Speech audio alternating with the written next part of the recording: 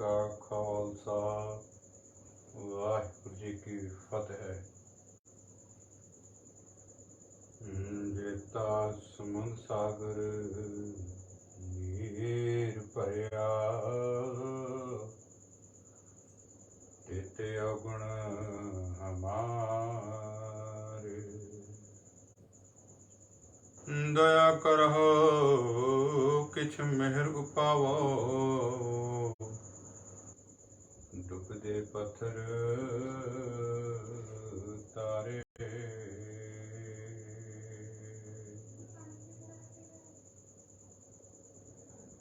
खंडा ब्रह्मंडा दे मालिक सतगुरु भगत वत्सल अंतरजामी गरीब निवाज, सदा सदा अपने सेवकों की लाज रखने वाले, सदा सदा अपने सेवकों की माता के न्याय प्रतिपालना करने वाले गुरुदेव सतगुरु सच्चे पातशाह महाराज, दसे गुरु साहिबान ਅਤੇ सतगुरु गुरु ग्रंथ साहिब महाराज सच्चे पातशाह, जिन्हों ने कलयुग के समय ਦੇ ਵਿੱਚ ਸਾਨੂੰ ਇਹ ਸਾਰਿਆਂ ਨੂੰ ਸੁਵਿਧਾ ਬਖਸ਼ਿਸ਼ ਕੀਤੀ ਹੈ ਕਿ ਆਪਾਂ ਸਾਰੇ ਘਰਾਂ ਵਿੱਚ ਬੈਠੇ ਹੋਏ ਗੁਰਮਤਿ ਵਿਚਾਰ, ਨਾਮ ਸਿਮਰਨ ਦੀ ਜੁਗਤ ਅਤੇ ਸਤਿਗੁਰੂ ਦਾ ਮਾਰਗ ਪ੍ਰਾਪਤ ਕਰ ਸਕਦੇ ਹਾਂ ਗੁਰਮੁਖੋ। ਸੋ ਇੰਟਰਨੈਟ ਦਾ ਇਹ ਯੁੱਗ ਜੋ ਹੈ, ਜਿਸ ਦੇ ਵਿੱਚ ਸਾਨੂੰ ਬਹੁਤ ਲਾਹਾ ਮਿਲ ਰਿਹਾ ਹੈ ਗੁਰੂ ਸਾਹਿਬ ਦੀ ਕਿਰਪਾ ਨਾਲ, ਕਿ ਆਪਾਂ ਜੋ ਚਾਹੀਏ, ਜਿਸ ਤਰ੍ਹਾਂ ਦੀ ਵਿਚਾਰ ਆਪਾਂ ਚਾਹੀਏ ਸ਼ਰਵਣ ਕਰ ਸਕਦੇ ਹਾਂ ਇਸ ਉੱਪਰ ਕੱਢ ਕੇ। ਅਸਲ ਦੇ ਵਿੱਚ ਗੁਰਮੁਖੋ ਵਿਚਾਰਨ ਵਾਲੀ ਗੱਲ ਇਹ ਹੈ ਕਿ ਸਾਡੇ ਸਾਰਿਆਂ ਦੇ ਅੰਦਰ ਹੀ ਸਤਿਗੁਰੂ ਮਹਾਰਾਜ ਸੱਚੇ ਪਾਤਸ਼ਾਹ ਨੇ ਚਾਰ ਤਰ੍ਹਾਂ ਦੀਆਂ ਚੀਜ਼ਾਂ ਪਾਈਆਂ ਹਨ ਗੁਰਮੁਖੋ। ਇਹ ਚਾਰ ਤਰ੍ਹਾਂ ਦੀਆਂ ਚੀਜ਼ਾਂ ਕੀ ਹਨ ਗੁਰਮੁਖ ਗੁਰਸਿੱਖ ਪਿਆਰਿਓ? ਜਦੋਂ ਆਪਾਂ ਜਪਜੀ ਸਾਹਿਬ ਦੀ ਬਾਣੀ ਪੜ੍ਹਦੇ ਹਾਂ, ਜਿਹੜੇ ਗੁਰਮੁਖ ਪੜ੍ਹਦੇ ਹਨ ਉਹ ਤਾਂ ਇਸ ਪੰਕਤੀ ਨੂੰ ਸਮਝ ਲੈਣਗੇ, ਉਹਨਾਂ ਨੂੰ ਇਸ ਪੰਕਤੀ ਦੇ ਬਾਬਤ ਪਤਾ ਚੱਲੇਗਾ। ਜਦੋਂ ਸਤਿਗੁਰੂ ਸੱਚੇ ਪਾਤਸ਼ਾਹ ਮਹਾਰਾਜ ਜੀ ਆਖ ਰਹੇ ਹਨ, ਤਿੱਥੈ ਘੜੀਐ ਸੁਰਤ ਮਤ ਮਨ ਬੁੱਧ, ਸਤਿਗੁਰੂ ਸੱਚੇ ਪਾਤਸ਼ਾਹ ਮਹਾਰਾਜ ਜੀ ਦਾ ਜੋ ਇਹ ਰਸਤਾ ਹੈ ਗੁਰਮੁਖੋ, ਇਹ ਬਹੁਤ ਜ਼ਿਆਦਾ ਸੂਖਸ਼ਮ ਮਾਰਗ ਹੈ। ਜਿਹੜੇ ਗੁਰਸਿੱਖ ਭਜਨ ਬੰਦਗੀ ਦੇ ਵਿੱਚ ਲੱਗੇ ਹੋਏ ਹਨ, ਜਿਹੜੇ ਥੋੜਾ ਥੋੜਾ ਨਾਮ ਜਪਦੇ ਹਨ ਜਾਂ ਜ਼ਿਆਦਾ ਨਾਮ ਜਪਦੇ ਹਨ, ਉਹਨਾਂ ਨੂੰ ਪਤਾ ਹੈ ਸੁਰਤੀ ਦਾ ਮਾਰਗ ਹਮੇਸ਼ਾ ਹੀ ਔਖਾ ਹੋਇਆ ਕਰਦਾ ਹੈ। ਔਖਾ ਕਿਸ ਕਰਕੇ ਹੈ? ਕਿ ਉਹਨਾਂ ਨੂੰ ਕੋਈ ਇਸ ਮਾਰਗ ਦੇ ਵਿੱਚ ਸਰੀਰਕ ਕਸ਼ਟ ਹੁੰਦਾ? ਨਹੀਂ ਗੁਰਮੁਖੋ, ਸਭ ਤੋਂ ਸੰਸਾਰ ਦੇ ਉੱਤੇ ਜੇ ਕੋਈ ਔਖਾ ਕਾਰਜ ਹੈ ਤਾਂ ਉਹ ਹੈ ਆਪਣੇ ਆਪ ਨੂੰ ਸਾਧਨਾ ਗੁਰਮੁਖੋ। ਅਸੀਂ ਬੁੱਧੀ ਦੇ ਦੁਆਰਾ ਸੰਸਾਰ ਦੇ ਵਿੱਚ ਕੋਈ ਵੀ ਕਾਰਜ ਕਰ ਸਕਦੇ ਹਾਂ। ਬਲ ਸਰੀਰ ਦਾ ਹੁੰਦਾ ਹੈ ਜਾਂ ਮਸ਼ੀਨ ਦਾ ਹੁੰਦਾ ਹੈ, ਜਾਂ ਅਸੀਂ ਕੋਈ ਜੁਗਤ ਲਾ ਕੇ ਸੰਸਾਰਿਕ ਕਾਰਜ ਕੀਤਾ ਜਾ ਸਕਦਾ ਹੈ ਜੋ ਕਿ ਸਾਨੂੰ ਸੌਖਾ ਲੱਗਦਾ ਹੈ। ਪਰ ਸਭ ਤੋਂ ਔਖਾ ਕਾਰਜ ਹੈ ਗੁਰਮੁਖੋ ਆਪਣੇ ਹੀ ਅੰਦਰ ਚਲੇ ਜਾਣਾ, ਕਿਉਂਕਿ ਸਤਿਗੁਰੂ ਸੱਚੇ ਪਾਤਸ਼ਾਹ ਮਹਾਰਾਜ ਜੀ ਦਾ ਜਿਹੜਾ ਮਾਰਗ ਹੈ ਨਾ, ਇਹ ਹੈ ਸ਼ਬਦ ਅਤੇ ਸੁਰਤ ਦਾ ਮਾਰਗ। ਸ਼ਬਦ ਕੀ ਹੈ? ਸ਼ਬਦ ਹੀ ਗੁਰੂ ਹੈ। ਸਤਿਗੁਰੂ ਗੁਰੂ ਨਾਨਕ ਦੇਵ ਮਹਾਰਾਜ ਸੱਚੇ ਪਾਤਸ਼ਾਹ ਜੀ ਦੇ ਦਰ ਘਰ ਦੇ ਵਿੱਚ ਸ਼ਬਦ ਨੂੰ ਗੁਰਤਾ ਗੱਦੀ ਬਖਸ਼ਿਸ਼ ਕੀਤੀ ਗਈ ਹੈ। ਮਹਾਰਾਜ ਸੱਚੇ ਪਾਤਸ਼ਾਹ ਆਪ ਵੀ ਸ਼ਬਦ ਰੂਪ ਹਨ ਤੇ ਸ਼ਬਦ ਜੋ ਹੈ ਸਦਾ ਹੀ ਰਹਿਣ ਵਾਲਾ ਹੈ। ਸਤਿਗੁਰੂ ਮਹਾਰਾਜ ਕਿਤੇ ਵੀ ਨਹੀਂ ਗਏ ਗੁਰਮੁਖੋ। ਗੁਰੂ ਗ੍ਰੰਥ ਸਾਹਿਬ ਮਹਾਰਾਜ ਜੀ ਸ਼ਬਦ ਰੂਪ ਹਨ। ਸ਼ਬਦ ਗੁਰ ਪੀਰਾ ਗਹਿਰ ਗੰਭੀਰਾ, ਬਿਨ ਸ਼ਬਦਾ ਜਗ ਬਾਉਰਾਨੰ। ਸਤਿਗੁਰੂ ਜੀ ਆਖਦੇ ਹਨ, ਭਾਈ ਜਿਸ ਦੇ ਕੋਲੇ ਸ਼ਬਦ ਨਹੀਂ ਹੈ ਉਹ ਬਾਉਰਾਨੰ, ਪਾਗਲ ਦੇ ਨਿਆਈ ਹੈ, ਬਾਉਰਾ ਹੈ। सो गुरमुखो गल करिए वो शब्द का रस्ता की है। वो शब्द का रस्ता है सिमरन का रस्ता है। सिमरन का रस्ता है। आप सारे ही अपने जीवन वाल झात मार लीए, सब का ही जीवन दुखों रोगों कलेशों के नाल भरिया पिया है। गुरमुखो संसारी अड़चना पईयां होईयां हन, असीं सारे ही राह लभ रहे हैं। सतगुरु सच्चे पातशाह अपनी गुरबाणी च दसते हैं, नरपत एक सिंघासन सोया सुपना भया भिखारी। जिस तरह के एक राजा सी, वो की होया बैठा बैठा अपने सिंघासन ते सौ गया। गुरमुखो सारे मंत्री संतरी बैठे ने कोल ते आप सिंघासन ते बैठा थकिया होया सी ते नींद आ गई ते सिंघासन ते बैठा बैठा ही सौ गया। गुरमुखो ते सुता होया कि सुपना देखदा है। सुपने दे विच की देखदा गुरमुखो कि भिखारी बन गया है, कि भिखारी है अते किसी पिंड दे विच मंगदा फिरदा है हत्थ दे विच बर्तन लै के। अते जो मंग रहा है गुरमुखो किसी घर दे विच मंगण गया, उत्थों कूकर कुत्ता निकल के मगर पै गया। उसने दंदी वड्डी। सुपने की गल हो रही है, राजे नूं यह सुपना आ रहा है। सतगुरु महाराज दृष्टांत दे रहे हैं सानू आपां नूं सारिआं नूं। वो कूकर जदों उसदे मगर पिया, उसने दंदी वड्डी उसकी लत्त दे उपर। तो सुपने दे विच कई वारी आपां देखिआ जदों सानूं कोई ऐसा सुपना आउंदा तां असीं उठ जांदे हां डर के। इसी तरह वो राजे नूं जदों सुपने दे विच कूकर ने उहदे दंदी वड्डी तां उठ खड़िया ते अद्धा क नींद दे विच ते अद्धा क जागिया होया है ते सोच रहा है बई ये की होया, भी मैं तो हुणे भिखारी बन के मंग रहा सी ते मेरे तो कूकर ने दंदी वड्डी सी ते मैं तो उत्थों भज रहा सीगा अपने आप नूं बचाउण वास्ते। पर जदों अपने आप नूं सिंघासन ते बैठा देखदा है, फिर उसनूं ये ज्ञात हुंदा कि मैं तो राजा हां। देखो मेरे को कितनी ताकत है, मंत्री संतरी सब बैठे हैं, मेरे किड्डे खजाने भंडारे भरपूर हैं, एडा वड्डा मेरा राज है, मेरे को तो सब सुख हैं। सो गुरमुखो आपां भी सारे अकाल पुरख के बच्चे होने करके उस अकाल पुरख का जो भी खजाना है वो पुत्र का ही हुंदा है। गुरमुखो हुण आपां आखांगे ऐसा किहड़ा खजाना है सानू क्यों नहीं दिखदा, वो गल यह दिखदा ध्यान तां नहीं है गुरमुखो क्योंकि आप सारे अज्ञान की नींद सौ चुके हाँ।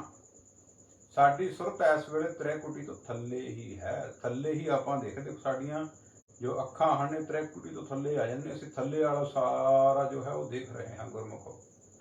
ते जदों आपां थल्ले वाला देख रहे हैं आपां इसे दे विच ही विचर रहे हैं।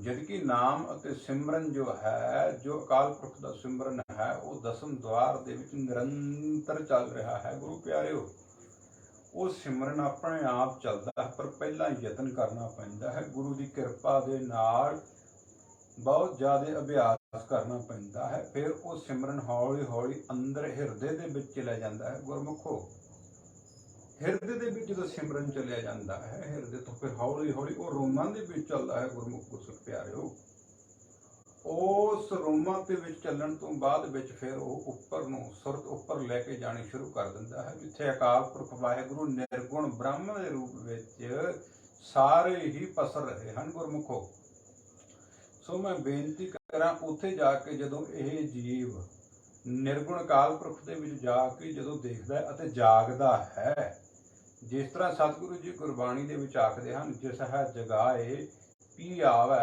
एहो रस अकात कथा तिन जानी। अकाल पुरख वाहिगुरु सच्चे पातशाह महाराज गुरु ग्रंथ साहिब महाराज सच्चे पातशाह जिस जीव के उत्ते किरपा करते हैं, शब्द के द्वारा उसनूं जगाउणा करते हैं। गुरमुखो ते शब्द के द्वारा जदों जीव जागदा है तां इसनूं एक निर्गुण ब्रह्म अकाल पुरख पसरिया होया हर पासे नज़र आउंदा है अते इस जीव की जो आत्मा है वो जाग जाती है। गुरमुख गुरसिख प्यारिओ वो आत्मा की देखती है, वो आत्मा अपने आप नूं इस शरीर तो अलहदा महसूस करती है, अलग महसूस करती है। उस आत्मा नूं ज्ञान हो जाता है गुरमुखो कि मैं शरीर नहीं हाँ, अते उसनूं ये भली भांत ज्ञात हो जाता है कि पंज तत्तां दा बनिया होया यह शरीर अते पंज तत्तां दी बनी हुई यह धरती आकाश पताल जो भी सानूं नज़र आ रहा है, मैं इस तो उपर हाँ। उथे इसनूं ये डर खत्म हो जाता है कि मेरी कदे मृत्यु होएगी। ਉੱਥੇ ਇਸ ਨੂੰ ਇਹ ਗਿਆਨ ਪ੍ਰਗਟ ਹੋ ਜਾਂਦਾ ਹੈ। ਗੁਰਮੁਖੋ, ਗੁਰਸਿੱਖੋ, ਸਤਿਗੁਰੂ ਜੀ ਦੇ ਪਿਆਰਿਓ, ਕਿ ਨਾ ਤਾਂ ਮੇਰਾ ਕਦੇ ਜਨਮ ਹੋਇਆ ਹੈ ਅਤੇ ਨਾ ਹੀ ਮੈਂ ਕਦੇ ਮਰਨਾ ਹੈ। ਗੁਰਮੁਖੋ, ਗੁਰੂ ਜੀ ਦੇ ਪਿਆਰਿਓ, ਪਰ ਇਹ ਅਵਸਥਾ ਗੱਲੀ ਬਾਤੀ ਨਹੀਂ ਮਿਲਣੀ ਹੈ, ਗੱਲੀ ਬਾਤੀ ਨਹੀਂ ਮਿਲਣੀ ਹੈ। ਉਹਦਾ ਕਾਰਨ ਕੀ ਹੈ? ਜਿਸ ਤਰ੍ਹਾਂ ਮੈਂ ਵਿਚਾਰ ਦੇ ਸ਼ੁਰੂਆਤ ਵਿੱਚ ਬੇਨਤੀ ਕੀਤੀ ਸੀ, ਤਿੱਥੈ ਘੜੀਐ ਸੁਰਤ ਮਤ ਮਨ ਅਤੇ ਬੁੱਧ। ਤਿੱਥੈ ਘੜੀਐ ਸੁਰਤ ਮਤ ਮਨ ਬੁੱਧ। ਸਭ ਤੋਂ ਪਹਿਲਾਂ ਗੁਰਮੁਖ ਗੁਰਸਿੱਖ ਪਿਆਰਿਓ, ਸਤਿਗੁਰੂ ਜੀ ਦੇ ਪਿਆਰਿਓ, ਵਾਹਿਗੁਰੂ ਮੰਤਰ ਜੋ ਹੈ ਜਾਂ ਮੂਲ ਮੰਤਰ ਹੈ ਜਾਂ ਗੁਰਬਾਣੀ ਹੈ, ਇਸ ਦਾ ਜਾਪ ਬੋਲ ਕੇ ਕਰਨਾ ਪੈਂਦਾ ਹੈ ਗੁਰਸਿੱਖ ਪਿਆਰਿਓ। ਅਤੇ ਉਹ ਜਿਹੜਾ ਜਾਪ ਹੈ, ਜਦੋਂ ਤੁਸੀਂ ਮੁਖ ਤੋਂ ਬੋਲਣਾ ਹੈ, ਆਪਣੇ ਕੰਨਾਂ ਦੇ ਨਾਲ ਜੋ ਹੈ ਉਸ ਨੂੰ ਸੁਣਨਾ ਹੈ ਗੁਰਮੁਖੋ। ਕਿਉਂਕਿ ਜਿਸ ਤਰ੍ਹਾਂ ਜੋ ਭੋਜਨ ਹੈ ਆਪਾਂ ਮੁਖ ਦੇ ਵਿੱਚ ਪਾਉਂਦੇ ਹਾਂ ਅਤੇ ਆਪਣੇ ਪੇਟ ਦੇ ਵਿੱਚ ਜਾ ਕੇ ਉਹ ਊਰਜਾ ਬਣ ਜਾਂਦਾ ਹੈ ਅਤੇ ਸਾਰੇ ਸਰੀਰ ਨੂੰ ਤਾਕਤ ਦੇਣ ਦਾ ਕਾਰਜ ਕਰਦਾ ਹੈ ਗੁਰਮੁਖੋ। ਇਸੇ ਤਰ੍ਹਾਂ ਗੁਰਸਿੱਖ ਪਿਆਰਿਓ, ਗੁਰਮੁਖ ਜਨੋ, ਜੋ ਭਜਨ ਹੈ ਅਕਾਲ ਪੁਰਖ ਵਾਹਿਗੁਰੂ ਦਾ ਜੋ ਨਾਮ ਹੈ, ਉਸ ਦੇ ਵਿੱਚ ਅਕਾਲ ਪੁਰਖ ਦੀ ਜੋ ਸ਼ਕਤੀ ਹੈ ਉਹ ਸਮਾਈ ਹੋਈ ਹੈ ਗੁਰਮੁਖ ਗੁਰਸਿੱਖ ਪਿਆਰਿਓ। ਜਦੋਂ ਤੁਸੀਂ ਰਸਨਾ ਤੋਂ ਨਾਮ ਜਪੋਗੇ, ਵਾਹਿਗੁਰੂ ਵਾਹਿਗੁਰੂ ਵਾਹਿਗੁਰੂ ਵਾਹਿਗੁਰੂ, ਜਾਂ ਤੁਸੀਂ ਮੂਲ ਮੰਤਰ ਜਪੋਗੇ ਜਾਂ ਜਪਜੀ ਸਾਹਿਬ ਦਾ ਪਾਠ ਕਰੋਗੇ, ਕਿਸੇ ਹੋਰ ਬਾਣੀ ਦਾ ਪਾਠ ਕਰੋਗੇ, ਦਸਮ ਦੀ ਕਿਸੇ ਬਾਣੀ ਦਾ, ਜੋ ਵੀ ਗੁਰੂ ਸਾਹਿਬ ਨੇ ਸਾਨੂੰ ਬਖਸ਼ਿਸ਼ ਕੀਤਾ ਹੈ, ਕਿਸੇ ਸ਼ਬਦ ਦਾ ਜਾਪ ਕਰੋਗੇ ਗੁਰਮੁਖ ਗੁਰਸਿੱਖ ਪਿਆਰਿਓ, ਨਾਮ ਦਾ ਜਾਪ ਕਰੋਗੇ, ਉਹ ਨਾਮ ਜਦੋਂ ਹੈ ਆਪਣੀ ਰਸਨਾ ਤੋਂ ਬੋਲਣਾ ਹੈ ਅਤੇ ਬਹੁਤ ਪ੍ਰੇਮ ਦੇ ਨਾਲ ਅਕਾਲ ਪੁਰਖ ਵਾਹਿਗੁਰੂ ਦੇ ਉਸ ਨਾਮ ਨੂੰ ਆਪਣੇ ਅੰਦਰ ਲੈ ਕੇ ਜਾਣਾ ਹੈ ਗੁਰਮੁਖੋ। ਫਿਰ ਕੀ ਹੋਏਗਾ?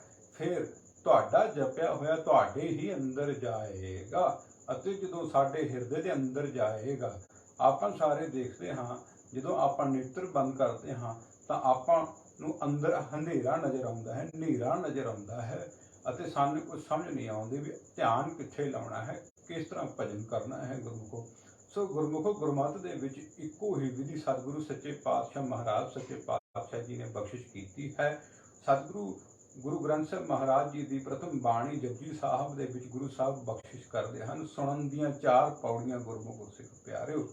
ਉਸ ਤੋਂ ਬਾਅਦ ਵਿੱਚ ਮੰਨਣ ਦੀਆਂ ਪੌੜੀਆਂ ਬਖਸ਼ਿਸ਼ ਕਰਦੇ ਹਨ। ਸੋ ਜਿਹੜੇ ਗੁਰਮੁਖ ਗੁਰਸਿੱਖ ਅਭਿਆਸ ਕਰਦੇ ਹਨ, ਗੁਰਸਿੱਖੋ ਧਿਆਨ ਦਿਓ, ਗੁਰੂ ਪਿਆਰਿਓ ਧਿਆਨ ਦਿਓ, ਜੋ ਵਾਹਿਗੁਰੂ ਸ਼ਬਦ ਹੈ ਇਹ ਕੇਵਲ ਸ਼ਬਦ ਨਹੀਂ ਹੈ, ਕਿਉਂਕਿ ਸਤਿਗੁਰੂ ਸੱਚੇ ਪਾਤਸ਼ਾਹ ਮਹਾਰਾਜ ਸੁਖਮਨੀ ਸਾਹਿਬ ਜੀ ਦੀ ਬਾਣੀ ਦੇ ਵਿੱਚ ਬੇਨਤੀ ਕਰਦੇ ਹਨ, ਹੁਕਮ ਵੀ ਕਰਦੇ ਹਨ ਕਿ ਹਰ ਸਿਮਰਨ ਮਹਿ ਆਪ ਨਿਰੰਕਾਰਾ। ਹਰੀ ਦਾ ਜੋ ਸਿਮਰਨ ਹੈ, ਅਕਾਲ ਪੁਰਖ ਵਾਹਿਗੁਰੂ ਦਾ ਜੋ ਸਿਮਰਨ ਹੈ, ਉਸ ਦੇ ਵਿੱਚ ਅਕਾਲ ਪੁਰਖ ਆਪ ਵਿਰਾਜਮਾਨ ਹਨ ਸੂਖਮ ਰੂਪ ਦੇ ਵਿੱਚ। ਅਤੇ ਆਪ ਜੀ ਜਦੋਂ ਇਸ ਨਾਮ ਨੂੰ ਜਪੋਗੇ, ਜਦੋਂ ਆਖੋਗੇ ਵਾਹਿਗੁਰੂ ਵਾਹਿਗੁਰੂ ਵਾਹਿਗੁਰੂ, ਸਤ ਜਾਣਿਓ ਗੁਰਮੁਖੋ, ਪ੍ਰੇਮ ਨਾਲ ਜਪਿਆ ਹੋਇਆ ਰਸ ਬਣ ਜਾਏਗਾ। ਐਸਾ ਰਸ ਬਣੇਗਾ, ਐਸਾ ਅਨੁਭਵ ਹੋਏਗਾ ਕਿ ਸਰੀਰ ਦਾ ਰੋਮ ਰੋਮ ਖਿੜ ਉੱਠੇਗਾ ਗੁਰਮੁਖ ਪਿਆਰਿਓ, ਗੁਰਸਿੱਖ ਪਿਆਰਿਓ। ਤੇ ਐਸਾ ਪ੍ਰੇਮ ਅੰਦਰ ਪੈਦਾ ਹੋਏਗਾ ਕਿ ਜਨਮਾਂ ਜਨਮਾਂਤਰਾਂ ਦੀ ਜੋ ਕਾਲਕ ਸਾਡੇ ਅੰਦਰ ਜਮਾ ਹੋਈ ਹੈ, ਸਾਡੇ ਅੰਤਿਸ਼ਕਰਨ ਦੇ ਵਿੱਚ ਜੋ ਕਾਮ ਕ੍ਰੋਧ ਲੋਭ ਮੋਹ ਅਤੇ ਅਹੰਕਾਰ ਦੇ ਜੋ ਫੁਰਨੇ ਜੋ ਕੁੱਟ-ਕੁੱਟ ਕੇ ਭਰੇ ਹੋਏ ਹਨ ਗੁਰਮੁਖ ਪਿਆਰਿਓ, ਉਹ ਸਿਮਰਨ ਦੇ ਨਾਲ ਭਰਨੇ ਸ਼ੁਰੂ ਹੋ ਜਾਣਗੇ ਅਤੇ ਜੋ ਮਾੜੇ ਫੁਰਨੇ ਹਨ ਉਹ ਸਾਰੇ ਹੀ ਬਾਹਰ ਨਿਕਲਣੇ ਸ਼ੁਰੂ ਹੋ ਜਾਣਗੇ। ਹੌਲੀ ਹੌਲੀ ਮਨ ਸਿਮਰਨ ਦੇ ਵਿੱਚ ਟਿਕਾਓ ਦੇ ਵਿੱਚ ਆਉਣਾ ਸ਼ੁਰੂ ਹੋ ਜਾਏਗਾ ਗੁਰਮੁਖੋ, ਆਤਮ ਰਸ ਪ੍ਰਾਪਤ ਹੋਣਾ ਸ਼ੁਰੂ ਹੋ ਜਾਏਗਾ। ਗੁਰਮੁਖ ਗੁਰਸਿੱਖ ਪਿਆਰਿਓ, ਸਤਿਗੁਰੂ ਜੀ ਨੇ ਸਾਨੂੰ ਸਾਰਿਆਂ ਨੂੰ ਇਹ ਹੁਕਮ ਕੀਤਾ ਹੈ ਅਤੇ ਸਾਨੂੰ ਸਾਰਿਆਂ ਨੂੰ ਇਹ ਦੱਸਣਾ ਕੀਤਾ ਹੈ ਕਿ ਇਹ ਭਾਈ, ਇਸ ਕਲਯੁਗ ਦੇ ਵਿੱਚ ਜੀਵ ਦੀ ਉਮਰ ਬਹੁਤ ਥੋੜ੍ਹੀ ਹੈ। ਇਸ ਦੇ ਵਿੱਚ ਪਰਮਾਤਮਾ ਦੀ ਪ੍ਰਾਪਤੀ ਦੇ ਲਈ ਕੋਈ ਹੋਰ ਉਦਮ ਨਹੀਂ ਕੀਤਾ ਜਾ ਸਕਦਾ, ਚਾਹੇ ਕੋਈ ਵੀ ਮਨੁੱਖ ਕਿਸੇ ਵੀ ਧਰਮ ਜਾਤ ਆਦਿਕ ਦਾ ਹੋਵੇ, ਪਰ ਜੋ ਵੀ ਪਰਮੇਸ਼ਰ ਦਾ ਨਾਮ ਜਪੇਗਾ ਗੁਰਮੁਖੋ, ਉਹ ਅਕਾਲ ਪੁਰਖ ਉਸ ਨੂੰ ਉੱਤਮ ਕਰਕੇ ਜਾਣੇਗਾ ਅਤੇ ਉਸ ਅਕਾਲ ਪੁਰਖ ਦਾ ਇਹ ਬਿਰਧ ਹੈ, ਜੋ ਵੀ ਉਸ ਦਾ ਨਾਮ ਜਪਦਾ ਹੈ, ਜਿਨ ਹਰ ਸੇਵਿਆ ਤਿਨ ਸੁਖ ਪਾਇਆ ਗੁਰਮੁਖੋ। ਜਿਨ੍ਹਾਂ ਨੇ ਹਰੀ ਪ੍ਰਭੂ ਦਾ ਨਾਮ ਜਪਿਆ ਹੈ ਉਸ ਨੂੰ ਸੁਖ ਦੀ ਪ੍ਰਾਪਤੀ ਹੋਈ ਹੈ। ਤੇ ਜਿਹੜਾ ਵੀ ਅਕਾਲ ਪੁਰਖ ਦਾ ਨਾਮ ਜਪਦਾ ਹੈ ਗੁਰਮੁਖੋ, ਉਹ ਜਪਦਾ ਉਸੇ ਦਾ ਰੂਪ ਹੋਣਾ ਸ਼ੁਰੂ ਹੋ ਜਾਂਦਾ ਹੈ ਗੁਰਮੁਖੋ। ਉਹ ਕਿਸ ਤਰ੍ਹਾਂ ਗੁਰਮੁਖੋ, ਕਿਉਂਕਿ ਤਿੱਥਾ ਘੜੀਏ ਸੁਰਤ ਮਤ ਮਨ ਬੁੱਧ, ਸਭ ਤੋਂ ਪਹਿਲਾਂ ਸੁਰਤੀ ਘੜਨੀ ਸ਼ੁਰੂ ਹੋ ਜਾਏਗੀ ਗੁਰਮੁਖੋ। ਸ਼ਬਦ ਦੇ ਨਾਲ ਸੁਰਤ ਦਾ ਮਿਲਾਪ ਹੋਣਾ ਸ਼ੁਰੂ ਹੋ ਜਾਏਗਾ। ਜਦੋਂ ਵਾਹਿਗੁਰੂ ਵਾਹਿਗੁਰੂ ਵਾਹਿਗੁਰੂ ਵਾਹਿਗੁਰੂ ਜਪੋਗੇ ਗੁਰਮੁਖੋ, ਤਾਂ ਉਸ ਵਾਹਿਗੁਰੂ ਸ਼ਬਦ ਦੇ ਨਾਲ ਹੀ ਸੁਰਤ ਜੁੜੀ ਰਹੇਗੀ ਅਤੇ ਲੰਬਾ ਸਮਾਂ ਵਾਹਿਗੁਰੂ ਤੁਹਾਨੂੰ ਤੁਸੀਂ ਸੁਣੀ ਜਾਓਗੇ ਸੁਣੀ ਜਾਓਗੇ। ਫਿਰ ਕੀ ਹੋਏਗਾ, ਮਨ ਦੇ ਵਿੱਚੋਂ ਫੁਰਨੇ ਖਤਮ ਹੋਣੇ ਸ਼ੁਰੂ ਹੋ ਜਾਣਗੇ ਗੁਰਮੁਖੋ। ਸੁਰਤ ਸਦਾ ਲਈ ਵਾਹਿਗੁਰੂ ਸ਼ਬਦ ਦੇ ਵਿੱਚ ਟਿਕਣਾ ਸ਼ੁਰੂ ਕਰ ਦੇਗੀ ਗੁਰਮੁਖੋ। ਸੁਰਤ ਵਾਹਿਗੁਰੂ ਸ਼ਬਦ ਨੂੰ ਛੱਡੇਗੀ ਨਹੀਂ, ਅੰਦਰ ਹੀ ਅੰਦਰ ਵਾਹਿਗੁਰੂ ਚੱਲੀ ਜਾਏਗਾ, ਸਿਮਰਨ ਚੱਲਦਾ ਰਹੇਗਾ। ਚਾਹੇ ਕੋਈ ਮਾਲਾ ਤੋਂ ਕਰਦਾ ਹੈ, ਚਾਹੇ ਕੋਈ ਬੋਲ ਕੇ ਕਰਦਾ ਹੈ, ਚਾਹੇ ਕੋਈ ਅੰਤਰਗਤ ਕਰਦਾ ਹੈ, ਗੁਪਤ ਕਰਦਾ ਹੈ ਗੁਰਮੁਖੋ। ਸਿਮਰਨ ਨੂੰ ਨਿਰੰਤਰ ਜਾਰੀ ਰੱਖੋ ਗੁਰਮੁਖੋ। ਇਹੀ ਤਰੀਕਾ ਹੈ।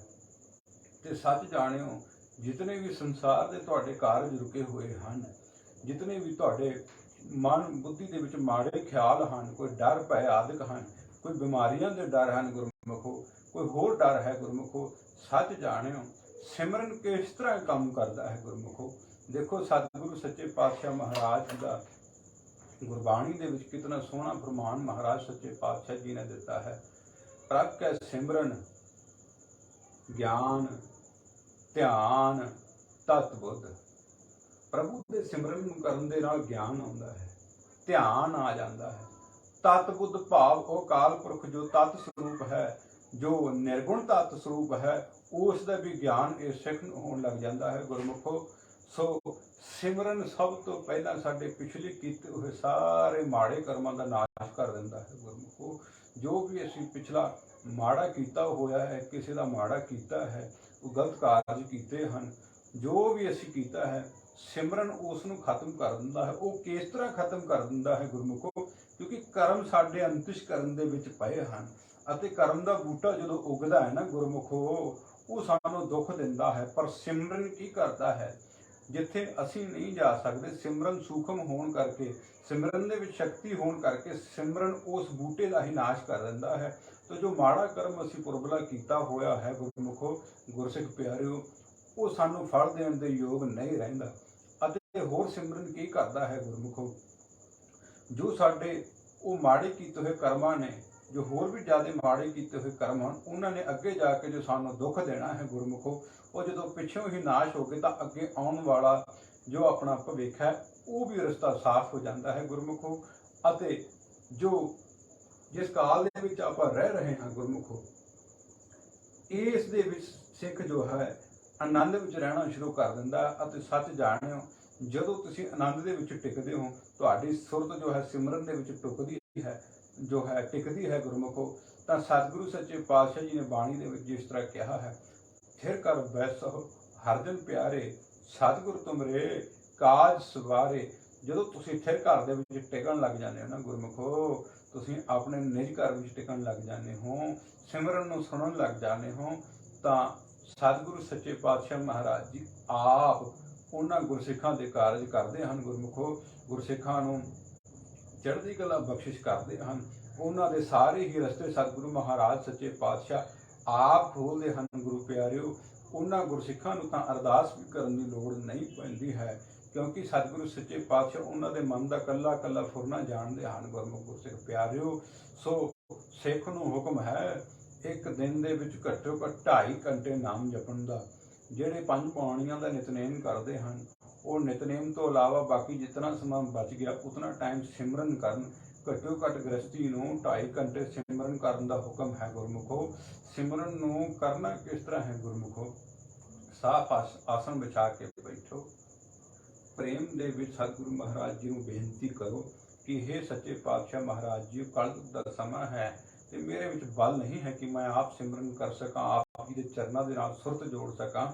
ਸੋ ਗੁਰੂ ਨਾਨਕ ਦੇਵ ਜੀ ਮਹਾਰਾਜ, ਗੁਰੂ ਗ੍ਰੰਥ ਸਾਹਿਬ ਮਹਾਰਾਜ ਦਸੇ ਸਰੂਪਾਂ ਨੂੰ ਬੇਨਤੀ ਕਰਨੀ ਹੈ, ਅਕਾਲ ਪੁਰਖ ਨੂੰ ਬੇਨਤੀ ਕਰਨੀ ਹੈ ਕਿ ਸੱਚੇ ਪਾਤਸ਼ਾਹ ਕਿਰਪਾ ਕਰੋ, ਮਿਹਰ ਭਰਿਆ ਹੱਥ ਸਿਰ ਤੇ ਰੱਖੋ ਅਤੇ ਆਪਣਾ ਨਾਮ ਆਪ ਜਪਾਓ। ਤੁਸੀਂ ਸੱਚ ਜਾਣੇ ਗੁਰਮੁਖੋ, ਜਦੋਂ ਬੱਚਾ ਮਾਂ ਤੋਂ ਕੋਈ ਚੀਜ਼ ਪ੍ਰੇਮ ਨਾਲ ਮੰਗਦਾ ਹੈ ਨਾ, ਮਾਂ ਕਦੇ ਵੀ ਇਨਕਾਰ ਨਹੀਂ ਕਰਦੀ। ਸਮਾਂ ਤੇ ਮਾਂ उसनूं जितनी उसने वस्तु मंगी हुंदी है उस तो वध दिंदी है। गुरमुखो सच जाणिओ ਜਦੋਂ सिमरन मंगोगे तो सिमरन मिलेगा। ਅਤੇ ਜਿਸ जो सिमरन ਕਰਨ ਲੱਗ ਗਿਆ, जो नाम जपਣ ਲੱਗ ਗਿਆ, ਗੁਰਮੰਤਰ मूल मंत्र गुरबाणी ਦੇ ਨਾਲ जुड़ गया, गुरमुखो ਤੁਸੀਂ ਦੇਖਿਓ ਕਾਰਜ ਤਾਂ ਸਾਰੇ ਆਪਣੇ ਆਪ ਹੋਣਗੇ, ਕਾਰਜ ਦੀ चिंता नहीं होएगी फिर गुरमुखो। पर निशाना अकाल पुरख की प्राप्ति रखो, क्योंकि कलयुग का समा है गुरमुखो। इस कलयुग के समय के विच केवल और केवल भजन ने तुहानूं तारना है, होर कर्म कांड करन की लोड़ नहीं है। जे किते आप जी के चंगे भाग होण, किते पूर्ण महात्मा ब्रह्म ज्ञानी का मिलाप हो जाए, फिर तो गल ही की है गुरमुखो। क्योंकि सतगुरु सच्चे पातशाह महाराज जी गुरबाणी में वचन करते हैं, ब्रह्म ज्ञानी का दर्श बड़भागी पाइए, ब्रह्म ज्ञानी का बल बल जाइए। सो ब्रह्म ज्ञानी जो परमेश्वर का रूप ही हो जाता है गुरमुखो। जे किते उसकी संगत प्राप्त हो जाए ना गुरमुख गुरसिख प्यारिओ, तो सच जाणिओ साध का संग नहीं कछ काल, तो इतनी घालना नहीं घालनी पएगी, क्योंकि उसके वचन सहज ही पार उतारा करना शुरू कर देंगे हैं। पर गुरमुख गुरसिख प्यारिओ, आप जी के चरणों च एक बेनती भी है, ऐसे पखंडियां दे लड़ना लग जाओ जो केवल और केवल आप जी तो माया चाहते हैं, ਜਾਂ होर गलत कारजां दे नाल जो है संगत नूं भरमा लैंदे हन। सो आप जी नूं एक निशानी दसना चाहांगा, गुरु ग्रंथ साहिब महाराज सच्चे पातशाह जी की बाणी दे विचों एक बार की गल है। डॉक्टर भाई साहब भाई वीर सिंह जी, जो कि बहुत विद्वान भी होए हन अते नाम रसीए गुरमुख संत महात्मा होए हन, वो अमृतसर जो जिथे वो जो है प्रोफैसर सीगे उत्थे पढ़ा रहे सी। कुछ गुरमुख गुरसिख सज्जन उन्होंने मिलन गए तो भाई साहब जी ज़्यादातर सिमरन के विच लीन रहिंदे सन। उन्होंने कोई वचन न किया, वो तुर पे, तो वो गुरसिख भी उन्होंने पिछे पिछे हो तुरे गुरमुखो। अते जदों काफ़ी अगे चले गए तो भाई साहब रुक गए तो आखन लगे, हाँ भाई गुरसिखो दसो की हुक्म है। उन्होंने आख्या, भाई साहब जीओ सानू एक सोझी बख्शिश करो कि पूर्ण गुरसिख की निशानी की है, महात्मा ब्रह्म ज्ञानी की निशानी की है। तो उन्होंने वचन किया कि भाई सतगुरु जी सुखमनी साहब की बाणी विच दसदे हन कि जन कै संग चित आवे नाओ। जो आप जी को पूर्ण महात्मा का मिलाप होएगा ना गुरमुखो, तो अपने आप सिमरन करन नूं जी करेगा, उसके कोले शांति मिलेगी। पर मैं एक बेनती कर दिया गुरमुखो, कलयुग का समा है, नकली महात्मा बन के बैठे हैं लोग की चिट्टे वस्त्र पा ले हन, हाथ विच माला भी फड़ ली है, भेख भी बना लिया है, पर वो कर्म कांडा बन संसार नूं तोड़ रहे हैं। जो आपां गुरु ग्रंथ साहिब महाराज जी की बाणी पढ़ते हाँ, सतगुरु जी ने देखो शंका नहीं करना कदे भी, गुरु की बाणी ते कदे भी शंका नहीं करना। जदों शंका कर लिया उदों समझ लो साडा रस्ता रुक गया। शंका नहीं करना गुरु ग्रंथ साहिब महाराज दसम की बाणी ते कदे भी। ਜਿਹੜੇ शंकावादी ਹਨ ਇਹ ਤੁਹਾਨੂੰ ਕੁਝ नहीं दे सकते, क्योंकि इन्हां दे अपने पल्ले भी कख नहीं है। तुसीं सिर्फ और सिर्फ सिमरन अभ्यास के नाल जुड़ना है तो गुरु नूं बेनती करनी है, महाराज सानू अपने नाम रस्सियां की संगत बख्शिश करो, पूर्ण बख्शी हुई दरगाही रूह की संगत बख्शिश करो, ब्रह्म ज्ञानी महात्मा का मिलाप बख्शिश करो, ताकि असीं होर भगती करिए गुरमुखो। सो सारा अपने जीवन का जो आप जी का ध्यान है, किरत भी करो, सारा कुछ करो, जो जिम्मेवारियां हैं वो भी निभाओ। पर जो मुख कारज सच्चे पातशाह आखते हैं कि भाई ए जीव तू संसार के उत्ते मनुखा जन्म नूं सफला करने वास्ते आया हाँ, ये ना सच जान लो गुरमुखो कि केवल परिवार ही सच है, समाज ही सच है। आपां सारियां ने एक दिन संसार नूं छड्ड के जाना है। उस वेले साडे कर्मां दा लेखा जोखा होएगा, क्योंकि सतगुरु सच्चे पातशाह महाराज जी ने दस्सिया है गुरबाणी दे विच कि लेखा रब मंगीसिया बैठा कढ़ बही, ते उथे साडा लेखा होना है कि कितना चंगा कीता है, कितना माड़ा कीता है गुरमुखो। जेड़े गुरसिख आखदे हैं कि अगे कोई दुनिया नहीं, अगे कुछ नहीं है गुरमुखो, उन्हां दे पिछे लगन की लोड़ कोई नहीं है। आप अभ्यास करके देख लो, सारा कुछ नज़र आ जाएगा गुरमुख गुरसिख जनों। सो आप जी सिमरन करो। ये शरधावान जेड़े गुरमुख जेड़े इस रस्ते ते चलना चाहते हैं, उन्हां दे लई बेनतियां हन। संसार के लोगों के पिछे मत लगो, क्योंकि भगतां तै संसारियां जोड़ कदे ना आया। ਜਿਹੜੇ परमेश्वर की भगती करने वाले होंदे हन अते संसार के लोग होंदे हन, इन्हां दा आपस दे विच तालमेल नहीं बैठ सकता गुरमुखो। क्योंकि तुसीं जितने भी भगत जन देखोगे, तुसीं देखो प्रहलाद जी, भगत प्रहलाद जी जो कि अकाल पुरख वाहिगुरू की बंदगी दे विच लीन सन, ਅਤੇ ਉਹਨਾਂ ਦਾ ਪਿਤਾ ਹਰਨਾਕਸ਼ ਜੋ ਸੀ ਉਸ ਦਾ ਇਤਨਾ ਬਲ ਸੀ ਕਿ ਉਸਨੇ ਆਪਣੇ ਬਲ ਦੇ ਨਾਲ ਪ੍ਰਹਲਾਦ ਜੀ ਨੂੰ ਬੜੇ ਤਸੀਹੇ ਕਸ਼ਟ ਦੇਣੇ ਜੋ ਕੀਤੇ, ਪਰ ਅੰਤ ਨੂੰ ਕੀ ਹੋਇਆ, ਅਕਾਲ ਪੁਰਖ ਵਾਹਿਗੁਰੂ ਨੇ ਨਰਸਿੰਘ ਰੂਪ ਧਾਰਨ ਕਰਕੇ ਉਸ ਨੂੰ ਮਾਰਨਾ ਕੀਤਾ ਹੈ। ਹਰਨਾਕਸ਼ ਦੁਸ਼ਟ ਹਰ ਮਾਰਿਆ, ਪ੍ਰਹਿਲਾਦ ਤਰਾਇਆ। ਮਹਾਰਾਜ ਸੱਚੇ ਪਾਤਸ਼ਾਹ ਸ਼ਬਦ ਵੀ ਬਖਸ਼ਿਸ਼ ਕਰਦੇ ਹਨ। ਸੋ ਗੁਰਮੁਖੋ, ਇਹ ਸੰਸਾਰ ਦੇ ਲੋਕ ਤੁਹਾਡੇ ਤੋਂ ਜਿੱਤ ਨਹੀਂ ਸਕਦੇ, ਤੁਹਾਡੇ ਨਾਲ ਜਿੱਦ ਕਰ ਸਕਦੇ ਹਨ। ਸੋ ਜਿਹੜੇ ਵੀ ਅੰਮ੍ਰਿਤਧਾਰੀ ਗੁਰਮੁਖ ਗੁਰਸਿੱਖ ਜਨ ਇਹ ਬੇਨਤੀਆਂ ਸੁਣ ਰਹੇ ਹਨ, ਆਪ ਦੀ ਬੰਦਗੀ ਦੇ ਵਿੱਚ ਜੁੜੇ ਰਹੋ, ਸਿਮਰਨ ਦੇ ਵਿੱਚ ਜੁੜੇ ਰਹੋ, ਨਾਮ ਦੇ ਵਿੱਚ ਜੁੜੇ ਰਹੋ। ਜਿਹੜੇ ਤੁਹਾਨੂੰ ਨਾਮ ਤੋਂ ਤੋੜਦੇ ਹਨ, ਜਿਹੜੇ ਤੁਹਾਨੂੰ ਸਿਮਰਨ ਤੋਂ ਰੋਕਦੇ ਹਨ, ਜਿਹੜੇ ਕਹਿੰਦੇ ਹਨ ਸਿਮਰਨ ਕਰਨ ਦੀ ਲੋੜ ਕੋਈ ਨਹੀਂ ਹੈ, ਚੰਗੇ ਕੰਮ ਕਰੋ, ਆਹ ਕਰੋ, ਆਹ ਕਰੋ, ਇਹ ਸਾਰਾ ਕਰੋ ਗੁਰਮੁਖੋ, ਪਰ ਇਸ ਦੇ ਨਾਲ ਵੀ ਹਉਮੈ ਹੀ ਪੈਦਾ ਹੁੰਦੀ ਹੈ। ਕਰੋ, ਪਰ ਇਹ ਨਿਸ਼ਕਾਮ ਹੋ ਕੇ ਕਰੋ। ਜੇ ਕਿਸੇ ਦੀ ਮਦਦ ਵੀ ਕਰਦੇ ਹੋ ਤਾਂ ਨਿਸ਼ਕਾਮ ਹੋ ਕੇ ਕਰੋ ਗੁਰਮੁਖੋ, ਕਿਉਂਕਿ ਜਦੋਂ ਅਸੀਂ ਹਉਮੈ ਵਸ ਹੋ ਕੇ ਕਿਸੇ ਨੂੰ ਮਾਇਆ ਦੀ ਮਦਦ ਕਰਦੇ ਹਾਂ, ਪ੍ਰਸ਼ਾਦੇ ਦੀ ਮਦਦ ਕਰਦੇ ਹਾਂ, ਵਸਤਰਾਂ ਦੀ ਮਦਦ ਕਰਦੇ ਹਾਂ ਜਾਂ ਕੋਈ ਹੋਰ ਮਦਦ ਕਰਦੇ ਹਾਂ, ਤਾਂ ਉੱਥੇ ਸਾਡੀ ਹਉਮੈ ਅੰਦਰੋਂ ਬੋਲਦੀ ਹੈ ਕਿ ਮੈਂ ਕੀਤਾ ਹੈ ਗੁਰਮੁਖੋ। ਉਹ ਮੈਂ ਹੀ ਸਾਰੇ ਬੰਧਨ ਦਾ ਕਾਰਨ ਹੈ। ਮੈਂ ਹੈ ਕੌਣ? ਉਹ ਮੈਂ ਕੁਝ ਵੀ ਨਹੀਂ ਹੈ। ਉਹ ਮੈਂ ਕੇਵਲ ਔਰ ਕੇਵਲ ਆਪਣੇ ਵਿਚਾਰਾਂ ਦਾ ਅਕਸ਼ ਹੈ ਜੋ ਆਪਣੇ ਆਪ ਨੂੰ ਹੀ ਜਣਾ ਰਿਹਾ ਹੈ ਗੁਰਮੁਖੋ। ਪਰ ਜਦੋਂ ਅਸੀਂ ਸਿਮਰਨ ਕਰਾਂਗੇ ਨਾ, ਵਾਹਿਗੁਰੂ ਵਾਹਿਗੁਰੂ ਵਾਹਿਗੁਰੂ ਵਾਹਿਗੁਰੂ ਜਪਦੇ ਜਪਦੇ ਕੀ ਹੋਏਗਾ, ਆਪਣਾ ਧਿਆਨ ਵਿਸਰ ਜਾਏਗਾ ਅਤੇ ਇੱਕ ਦਿਨ ਉਸ ਅਕਾਲ ਪੁਰਖ ਵਾਹਿਗੁਰੂ ਦਾ ਐਸਾ ਝਲਕਾਰਾ ਪਏਗਾ ਕਿ ਆਪਣੇ ਅੰਦਰ ਉਹੀ ਨਜ਼ਰ ਆਏਗਾ, ਬਾਹਰ ਦੂਸਰਾ ਕੁਝ ਵੀ ਨਜ਼ਰ ਨਹੀਂ ਆਏਗਾ ਗੁਰਮੁਖੋ। ਉਸ ਦਿਨ ਇਹ ਗੱਲ ਸਮਝ ਵਿੱਚ ਆ ਜਾਏਗੀ ਕਿ ਮੈਂ ਨਹੀਂ ਹਾਂ ਪ੍ਰਭੂ, ਤੂੰ ਹੀ ਹੈ, ਸਭ ਕੁਝ ਤੂੰ ਹੀ ਹੈ। ਫਿਰ ਉੱਥੇ ਤੂੰ ਹੀ ਤੂੰ ਹੀ ਤੂੰ ਹੀ ਤੂੰ ਹੀ ਮਨ ਦੇ ਵਿੱਚ ਅਵਸਥਾ ਬਣ ਆਏਗੀ। ਬਾਹਰੋਂ ਜਣਾਏਗਾ ਨਹੀਂ, ਬਾਹਰੋਂ ਸੰਸਾਰ ਤੁਹਾਨੂੰ ਸਰੀਰ ਜਾਣੇਗਾ, ਪਰ ਅੰਦਰਗਤ ਇਹ ਗੱਲ ਸਮਝ ਆ ਜਾਏ ਕਿ ਸਭ ਕੁਝ ਤੂੰ ਹੀ, ਸਭ ਕੁਝ ਤੂੰ ਹੀ, ਸਭ ਕੁਝ ਤੂੰ ਹੀ ਪ੍ਰਭੂ, ਸਭ ਕੁਝ ਤੁਸੀਂ ਹੀ ਹੋ। ਜਿਨ੍ਹਾਂ ਨੇ ਸਿਮਰਨ ਕੀਤਾ ਹੈ, ਨਾਮ ਦੇ ਵਿੱਚ ਲਿਵ ਲਾਈ ਹੈ, ਸਤਿਗੁਰੂ ਸੱਚੇ ਪਾਤਸ਼ਾਹ ਇੱਕ ਦਿਨ ਉਹਨਾਂ ਨੂੰ ਗਿਆਨ ਦੀ ਅਵਸਥਾ ਬਖਸ਼ਿਸ਼ ਕਰਦੇ ਹਨ ਅਤੇ ਉਹਨਾਂ ਨੂੰ ਇਸ ਦਿਸਦੇ ਸੰਸਾਰ ਦੇ ਵਿੱਚੋਂ ਅਣਦਿਸਦਾ ਅਕਾਲ ਪੁਰਖ ਵਾਹਿਗੁਰੂ ਨਜ਼ਰ ਆਉਣਾ ਸ਼ੁਰੂ ਹੋ ਜਾਂਦਾ ਹੈ ਗੁਰਮੁਖੋ। ਤੇ ਉੱਥੇ ਫਿਰ ਕੀ ਹੁੰਦਾ ਹੈ, ਫਿਰ ਉਹਨਾਂ ਨੂੰ ਇੱਕ ਰੂਪ ਹੀ ਨਜ਼ਰ ਆਉਂਦਾ ਹੈ ਅਤੇ ਉਹ ਉਸ ਗਿਆਨ ਦੀ ਅਵਸਥਾ ਦੇ ਵਿੱਚ ਰਹਿਣਾ ਸ਼ੁਰੂ ਕਰ ਦਿੰਦੇ ਹਨ। ਉਹਨਾਂ ਦੇ ਅੰਦਰੋਂ ਸੰਸ਼ਿਆਂ ਦਾ ਨਾਸ਼ ਹੋ ਜਾਂਦਾ ਹੈ, ਦੁਬਿਧਾ ਦਾ ਨਾਸ਼ ਹੋ ਜਾਂਦਾ ਹੈ ਗੁਰਮੁਖੋ, ਅਤੇ ਬੜਾ ਭਾਰੀ ਆਤਮਿਕ ਸੁੱਖ ਉਹਨਾਂ ਦੇ ਅੰਦਰ ਪ੍ਰਗਟ ਹੋ ਜਾਂਦਾ ਹੈ ਗੁਰਮੁਖੋ। ਸੋ ਇਤਨੀਆਂ ਕੁ ਬੇਨਤੀਆਂ ਮੈਂ ਆਪ ਜੀ ਦੇ ਸਾਹਮਣੇ ਕਰਨੀਆਂ ਸਨ ਗੁਰਮੁਖੋ। ਜੈਸੀ ਸਤਿਗੁਰੂ ਸੱਚੇ ਪਾਤਸ਼ਾਹ ਮਹਾਰਾਜ ਨੇ ਆਪਣੇ ਕੂਕਰ ਦੀ ਸੇਵਾ ਲਾਈ ਹੈ ਆਪ ਹੁਕਮ ਕਰਕੇ, ਉਸੇ ਤਰ੍ਹਾਂ ਬੇਨਤੀਆਂ ਆਪ ਜੀ ਦੇ ਚਰਨਾਂ ਵਿੱਚ ਕਰਨ ਲਈ ਹਾਜ਼ਰ ਹੋ ਜਾਂਦਾ ਹਾਂ। ਹੁਣ ਸੰਗਤ ਦੇ ਕੁਝ ਸਵਾਲ ਹਨ, ਕੋਈ ਜੋ ਵੀ ਉਹ ਸਵਾਲ ਹਨ, ਕੁਐਸਚਨ ਹਨ, ਆਪਾਂ ਉਹਨਾਂ ਦੇ ਜਵਾਬ ਸੰਗਤ ਨੂੰ ਦੇਵਾਂਗੇ। ਸੋ ਆਪ ਜੀ ਵੀ ਸਰਵਣ ਕਰਨਾ। ਹਾਂਜੀ। ਵਾਹਿਗੁਰੂ ਜੀ ਕਾ ਖਾਲਸਾ, ਵਾਹਿਗੁਰੂ ਜੀ ਕੀ ਫਤਿਹ। Babaji, with your permission, I ask you any questions from Sangat. The first question is, how do I know where exactly I will be after the death of the body? Waheguru ਸਤਿਗੁਰੂ ਪਿਆਰਿਓ, ਬੀਬੀ ਜੀ ਦਾ ਪੁੱਛਣਾ ਹੈ ਕਿ ਸਰੀਰ ਛੱਡਣ ਤੋਂ ਬਾਅਦ ਵਿੱਚ ਇਹ ਕਿੱਥੇ ਜਾਣਗੇ, ਇਹਨਾਂ ਦਾ ਕੀ ਹੋਏਗਾ। ਇਹ ਸਾਰੇ ਸੰਸਾਰ ਦਾ ਹੀ ਪ੍ਰਸ਼ਨ ਹੈ ਗੁਰਮੁਖੋ। ਕਈ ਤਾਂ ਕਹਿ ਦਿੰਦੇ ਹਨ ਵੀ 5 ਤੱਤ ਜਦੋਂ ਨਾਸ਼ ਹੋ ਗਏ ਤਾਂ ਬਸ ਖੇਡ ਮੁੱਕ ਗਈ, ਪਰ ਸਤਿਗੁਰੂ ਮਹਾਰਾਜ ਸੱਚੇ ਪਾਤਸ਼ਾਹ ਇਸ ਗੱਲ ਨੂੰ ਨਹੀਂ ਮੰਨਦੇ ਹਨ ਗੁਰਮੁਖੋ। ਸਾਡੇ ਗੁਰੂ ਸਾਹਿਬ ਤੋਂ ਵੱਡਾ ਕੋਈ ਵੀ ਨਹੀਂ ਹੈ, ਗੁਰੂ ਤੋਂ ਵੱਡਾ ਕੋਈ ਵੀ ਨਹੀਂ ਹੋਇਆ ਕਰਦਾ। ਜਦ ਕਿ ਹਲੇ ਸਾਇੰਸ ਵੀ ਇਸ ਨਿਸ਼ਕਰਸ਼ ਦੇ ਉੱਤੇ ਨਹੀਂ ਪਹੁੰਚ ਪਾਈ ਹੈ ਕਿ ਸਰੀਰ ਦਾ ਨਾਸ਼ ਹੋਣ ਤੋਂ ਬਾਅਦ ਵਿੱਚ ਜੋ ਅੰਤਰੀਵ ਚੇਤਨਾ ਜੋ ਹੈ ਉਸ ਦਾ ਵੀ ਨਾਸ਼ ਹੋ ਜਾਂਦਾ ਹੈ। ਸਾਇੰਸ ਨੇ ਹਲੇ ਇਸ ਨੂੰ ਨਕਾਰਿਆ ਨਹੀਂ ਹੈ। ਉਹਦਾ ਕਾਰਨ ਕੀ ਹੈ? ਕਿਉਂਕਿ ਸਾਇੰਸ ਬਹੁਤ ਵਧੀਆ ਚੀਜ਼ ਹੈ, ਉਹ ਖੋਜ ਕਰਦੀ ਹੈ ਗੁਰਮੁਖੋ, ਪਰ ਜਿਹੜੇ ਅਗਿਆਨੀ ਲੋਕ ਹਨ ਉਹ ਖੋਜ ਨਹੀਂ ਕਰਦੇ, ਉਹ ਸਿਰਫ ਆਪਣਾ ਵਿਚਾਰ ਦੇ ਦਿੰਦੇ ਹਨ, ਨਿਰਣਾ ਦੇ ਦਿੰਦੇ ਹਨ ਕਿ ਮਰਨ ਤੋਂ ਬਾਅਦ ਤਾਂ ਕੁਝ ਨਹੀਂ ਹੁੰਦਾ।